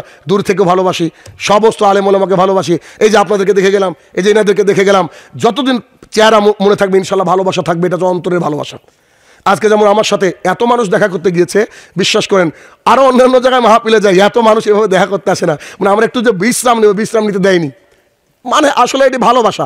তো এই যে ভালোবাসা, একজন মানুষ 2 মিনিট বসলে মনে হচ্ছে যে তার সাথে আমাদের মনে হয় আদিকাল থেকে যোগাযোগ। সুবহানাল্লাহ, এটা দিনের জন্য। যাই হোক, 2, সুর দিয়ে ওয়াজ করা যাবে কি? আচ্ছা, সুর দিয়ে ওয়াজ করা যাবে কি? সুন্দর প্রশ্ন করেছেন আপনি। আপনার বাবাকে ডাকছেন, ও আব্বা গো এদিকে আসো, ও আব্বা তুমি কি শুনতে পাও না নাকি গো? আব্বার স্যান্ডেল কি পায়ে থাকবে? ভাই আমার, রাসূলুল্লাহ সাল্লাল্লাহু আলাইহি ওয়াসাল্লাম যেমন করে কেটে কেটে কথা বলেছেন, ওইভাবে কেটে কেটে বক্তৃতা করবেন, কেটে কেটে কথা বলবেন। এটাই হচ্ছে সুন্নাহ সম্মত। কেউ যদি একটু একটু করে হয়তো চলতে পারে, আল্লাহ তাআলা আলাম। চুক্তি করে ওয়াজ করা যাবে কিনা, এই হচ্ছে আমার প্রশ্ন। জি, আমার মায়েরা, আমার বোনেরা বেশি বেশি করে দান করবেন, বেশি বেশি করে দান করেন। দেখেন আজকে আমি হাজারো, আমাদের ইন্ডিয়ান বাংলাদেশেরও কিছু আছে, হাজারো দুনিয়াবি আলেমের চক্ষুশূল এমনও আলেম আছে, খালি আমার নাম করলে গাল দিতে শুরু করবে। কেন জানেন? আমি শুধু একটা আয়াত বারবার পড়েছি। আমি হয়তো অর্থ জানি না, আমি অত তো শিক্ষিত মানুষ না, তারা খুব শিক্ষিত, আমি এটা অর্থ জানি না। আল্লাহ তাআলা বলছে ওয়ালা তাসতারু বিআয়াতি সামানান কালিলা, আমার আয়াতকে কম দামে বিক্রি করো না। হুজুর 40,000 টাকা অ্যাকাউন্টে আগে নিয়েছে, এসে আবার 10,000 টাকা নিবে। এখন হুজুর যদি মারা যায়, আপনি বলেন তো জানাজা হবে কি? তো হারামখোর আগে টাকা নিল কেন? নাকি মালাকুল মতের সাথে কন্টাক্ট আছে ওর? বিশ্বাস করেন আপনাদের বাংলাদেশে ঘটেছে, আমার সাথে দার্জিলিংয়ে ঘটেছে। এটা মজার ঘটনা। কি? আমাকে ফোন করে বলছে শাহিনুর রহমান বলছেন, জি এই তারিখে ডেট ফাঁকা আছে কি দেখেন তো। ডায়েরি দেখে বলছে জি আছে ভাই, তো ডেটটা লিখেন। লিখলাম, বলছে ভাই ফোনপে নাম্বার দেন। ফোনপে মানে এখানকার বিকাশ নগদ আছে না, ওরকম। তো নাম্বার দিলাম। কেন ভাই? বলছে কিছু টাকা পাঠিয়ে রাখবো অ্যাডভান্স। তা আমি বললাম যে মালাকুল মতের নাম্বার আছে। উনি বুঝতে পারেনি, সিরিয়াসলি বুঝতে পারেনি। তো বলছে বুঝলাম না। আজরাইল বলেন আপনার ওর নাম্বার আছে? বলছে আজরাইল আবার ফোন ব্যবহার করে নাকি? আমি বলছি যদি নাম্বার থাকে শুধু একটা ফোন দিয়ে বলেন যে শাহিনুর রহমানের এক্সপায়ারি ডেট কবে। যদি আপনাদের মাহফিলের পরে হয়তো টাকা পাঠান, আর যদি মাহফিলের আগে হয়তো পাঠিয়েন না, কারণ আমি ভাই ঋণগ্রস্ত অবস্থায় মরতে চাই না। বলছে হুজুর আমি বুঝতে পেরেছি, আসসালামু আলাইকুম। কথা বুঝতে পেরেছেন? আমার মতে চুক্তি করে বক্তৃতা করা জায়েজ নয়। কিয়ামত পর্যন্ত এভাবে বলে যাব। তবে কি জানেন, দুঃখের বিষয়, মানুষ আমাদেরকে এত অবমূল্যায়ন করে, এখন মানুষ মনে করে যে যত বেশি টাকা নেয় ওই তত ভালো হুজুর। দোষ তো পাবলিকের। কে বলেছে আপনাকে 70,000 1 লাখ টাকা দিয়ে আনতে হবে বলেন? কে বলেছে? হ্যাঁ, যাকে আনছেন তাকে একটা সম্মত দান করেন, কিছু দেন। ও যদি 500 টাকা চাই ওকে নিবেনই না, ওকে নিবেনই না। কিন্তু আসার পর ওকে 5 কোটি টাকা দেন, আপনার মেয়ের সাথে বিয়ে দেন, তবুও জায়েজ। মনে বোঝাতে পারলাম না? হাদিয়া হিসাবে গোটা দেবীনগর তুলে দিয়ে দেন, এটা জায়েজ। ও যদি বলে 500 টাকা নিব, ওকে ডাকা যাবে না, ও দিন বুঝতে পারেনি, ও হচ্ছে হকার। কি বললাম? হকার। হকারদেরকে দিয়ে সমাজ পরিবর্তন হবে না। অজুর শুরুতে বিসমিল্লাহ বলতে ভুলে গেলে অজু হবে কি? জি, হয়ে যাবে, কোনো অসুবিধা নেই। বেনামাজির জবাই করা মাংস খাওয়া হারাম, 101 বলেছে। তার প্রমাণ কি? অবশ্যই যে ব্যক্তি সালাত আদায় করে না ও মুসলমান নয়। আর অমুসলমানের জবাই করা পশু খাওয়া হারাম, এটা হচ্ছে সৌদি ফতোয়া বোর্ডের ফতোয়া। আমি শাহিনুর রহমান খাই না। এখন আপনি যদি হারাম খোরেন তো খান। যে লোক 5 ওয়াক্ত সালাত আদায় করে তার সাথে ছাড়া আপনি গোস্ত নেবেন না। আপনার আমার কারণে একজন তো অন্তত কষায় নামাজি হোক রে ভাই, বুঝেননি? গোস্ত বেচার ধান দেয় তো নামাজি হোক একজন, উপকার তো হবে নাকি? অতএব খাওয়া যাবে না। এই জন্য তো হিন্দুর হোটেলে গেলে আমরা এগুলো খাই না। মাছ খাবেন, মাছ তো জবাই করা হয় না। রমজান মাসের সাহারি খাওয়া শেষ সময় কতক্ষণ? আজান যখন পড়বে, আজানের আল্লাহু আকবার তার আগ পর্যন্ত সাহারি খেতে পারবেন, কোনো অসুবিধা নেই। বেনামাজের জানাজা কে পড়াবে? কেউ না। কুকুরের শিয়ালের মতো পুঁতে রাখতে হবে। আমি পুঁতে রাখি। আমি আমার মসজিদে মিম্বারে উঠে ঘোষণা দিয়েছি, আমার সমাজের কোনো মানুষ যদি 5 ওয়াক্ত সালাত আদায় না করে, তার বেটা বেটির বিয়ে লাগলে আমি শাহিনুর রহমান তার বেটা বেটির বিয়ের বিয়ে পড়াবো না। 2, যদি তার বাড়ি কেউ মারা যায়, আমি শাহিনুর রহমান কুকুরের মতো পুঁতে রাখবো। কেন? উপরে থাকলে গন্ধ বেরাবে তাই। যদি কোনোদিন ইন্ডিয়া যাওয়ার সুযোগ হয়, আমার বাড়িতে দাওয়াত থাকলে আপনাকে, আমি এমন একটা মসজিদ প্রতিষ্ঠা করেছি, 100 মুসল্লি। ফজরে সব জায়গায় কম দেখেছি, আমার মসজিদে ফজরে 100-100। এটা শাহিনুর রহমান। চেষ্টা করেন, আপনি হবে ইনশাল্লাহ। তবে ইমাম সাহেবকে কলিজাওয়ালা লাগতে হবে। ওই বেতনখোর ইমাম সাহেব রেখে ধমক দিয়ে সভাপতি বলছে আমার সুদের কারবার আছে, ব্র্যাকে চাকরি করে আমার বেটা, আর তুমি সুদের উপরে বক্তৃতা করলে বেটা তুমি ট্রেনের টিকিট কাটো। এই ইমাম দিয়ে হবে না। ইমামকে খুতবা দেওয়ার সময় মনে করতে হবে যে আমাকে বোধহয় নামিয়ে দিল। উস্তাদজি বলছে যে আজকাল লোকজন মারে না কেন, বোধহয় বক্তৃতায় কাজ হচ্ছে না। বুঝেননি? আল্লাহ রসুল তো মার খেয়েছে দাওয়াতি ময়দানে, বুঝেন না? আচ্ছা, আমি গাড়িতে আছি, ঘুমের মাধ্যমে গোসল ফরজ হয়েছে। গোসল করার উপায় কি? নামাজের সময় হয়ে গেছে, নামাজ পড়া যাবে কি? জি। আপনি পানি খুঁজতে থাকবেন, পানি খুঁজতে থাকবেন, কোথাও পানি নেই, আপনি মাটি খুঁজবেন, তায়াম্মুম করবেন, তায়াম্মুম করে আপনাকে সালাত আদায় করতে হবে, করতেই হবে। এর বিকল্প কোনো পথঘাট নাই। তবে আপনাদের বাংলাদেশ তো আলহামদুলিল্লাহ যে কোনো পেট্রোল পাম্পে ব্যবস্থা থাকে, আর আমাদের দেশে কোথাও থাকে এরকম ব্যবস্থা। কতদিন তায়াম্মুম করে আমাদেরকে সালাত আদায় করতে হয় রাস্তায়? মসজিদ তো ঠিকঠাক পায় না, বুঝলেন না? এমন পরিস্থিতি। অতএব আপনাদের সুবিধা আছে, আর অন্তর থেকে চাইবেন, আল্লাহ ব্যবস্থা করে দেবেন ইনশাল্লাহ। টাকনুর উপরে প্যান্ট উল্টে রাখা যাবে কি? জি না, এটা তো বাটপারি, মানুষের সাথে বাটপারি করা। কেন? টাকনুর উপরে তুলছে, আল্লাহর ঘরে যখন গিয়েছে আবার নামিয়ে দিচ্ছে, আল্লাহ বোধহয় দেখে না নাকি? নামাজের সাথে টাকনুর উপরে প্যান্টের কোনো সম্পর্কই নাই। টাকনুর নিচে যে ব্যক্তি প্যান্ট পরবে, সহিহ মুসলিম হাদিস নম্বর 195, আল্লাহ তাআলা কিয়ামতের মাঠে তার দিকে তাকাবে না, তাকে মুক্ত করবে না, তার ওই অংশটুকু জাহান্নামে যাবে। 7,000 টাকা দিয়ে প্যান্ট কিনে কেটে ফেলেছি, দেখতে জোকার লাগে, এমনি নাকি? আল্লাহর রসুল বলেছেন আমাকে করতে হবে। আল্লাহ রসুল সাল্লাল্লাহু আলাইহি ওয়াসাল্লাম তারাবির নামাজ আদায় করলে 3 দিন, আমরা 30 দিন কেন? কি সুন্দর প্রশ্ন। রাসূলুল্লাহ সাল্লাল্লাহু আলাইহি ওয়াসাল্লাম আদায় করেছেন 3 দিন, কেন? সলাতের প্রত্যেক দিন নামাজি বাড়তে লেগেছে, অবস্থা এমন হয়েছে তিনি আশঙ্কা করেছিলেন যে তারাবিকে কি ফরজ করে দেয় আল্লাহ, তাই তিনি চুপ থেকেছিলেন। কিন্তু তারাবি পড়া কি বাদ দিয়েছিলেন? একা একা পড়েছিলেন। এই জন্য আমাদেরকে সারা জীবন পড়তে হবে, কোনো ক্ষমা নেই, কোনো মাপ নেই। তবে তারাবি পড়া আবার ফরজ ভাবিয়েন না। তারাবি সুন্নাত নামাজ, না পড়লেও গোনা হবে না, তবে পড়লে একটা মজা আছে। মজাটা কি? আবু হুরায়রা রাদিয়াল্লাহু তাআলা আনহু বলেন, রাসূলুল্লাহ সাল্লাল্লাহু আলাইহি ওয়াসাল্লাম বলেছেন, মান কামা রমাদান ঈমানান ওয়া ইহতিসাবান গুফিরা লাহু মা তাকাদ্দামা মিন জামবি। কোন ব্যক্তি যদি রমাদান মাসে দাঁড়িয়ে কিয়ামুল লাইল করে, তারাবির সালাত আদায় করে, গুফিরা লাহু মা তাকাদ্দামা মিন জামবি, পেছনে যত গুনাহ করেছে আল্লাহ সব ক্ষমা করে দেবে। আসসালামু আলাইকুম। ওয়ালাইকুম আসসালাম রাহমাতুল্লাহ। আমি জেনারেল শিক্ষিত, দ্বীনি জ্ঞান কিভাবে অর্জন করব? দিন রাত পড়েন আমাদের মতো। দিন রাত পড়তে হবে। আল্লাহর কাছে গিয়ে জেনারেল কথা বলা চলবে না। আপনাকে অন্তত নিজেকে রেডি করার জন্য যতটুকু পড়ার দরকার অতটুকু পড়েন। আর এখন তো সোশ্যাল মিডিয়া আছে, খুব সুবিধা, চারিদিকে যে কোনো কিতাব কিনাও লাগে না, গুগলে গিয়ে সার্চ দিলে অনেক কিছু পাওয়া যায়, পড়েন ইনশাল্লাহ।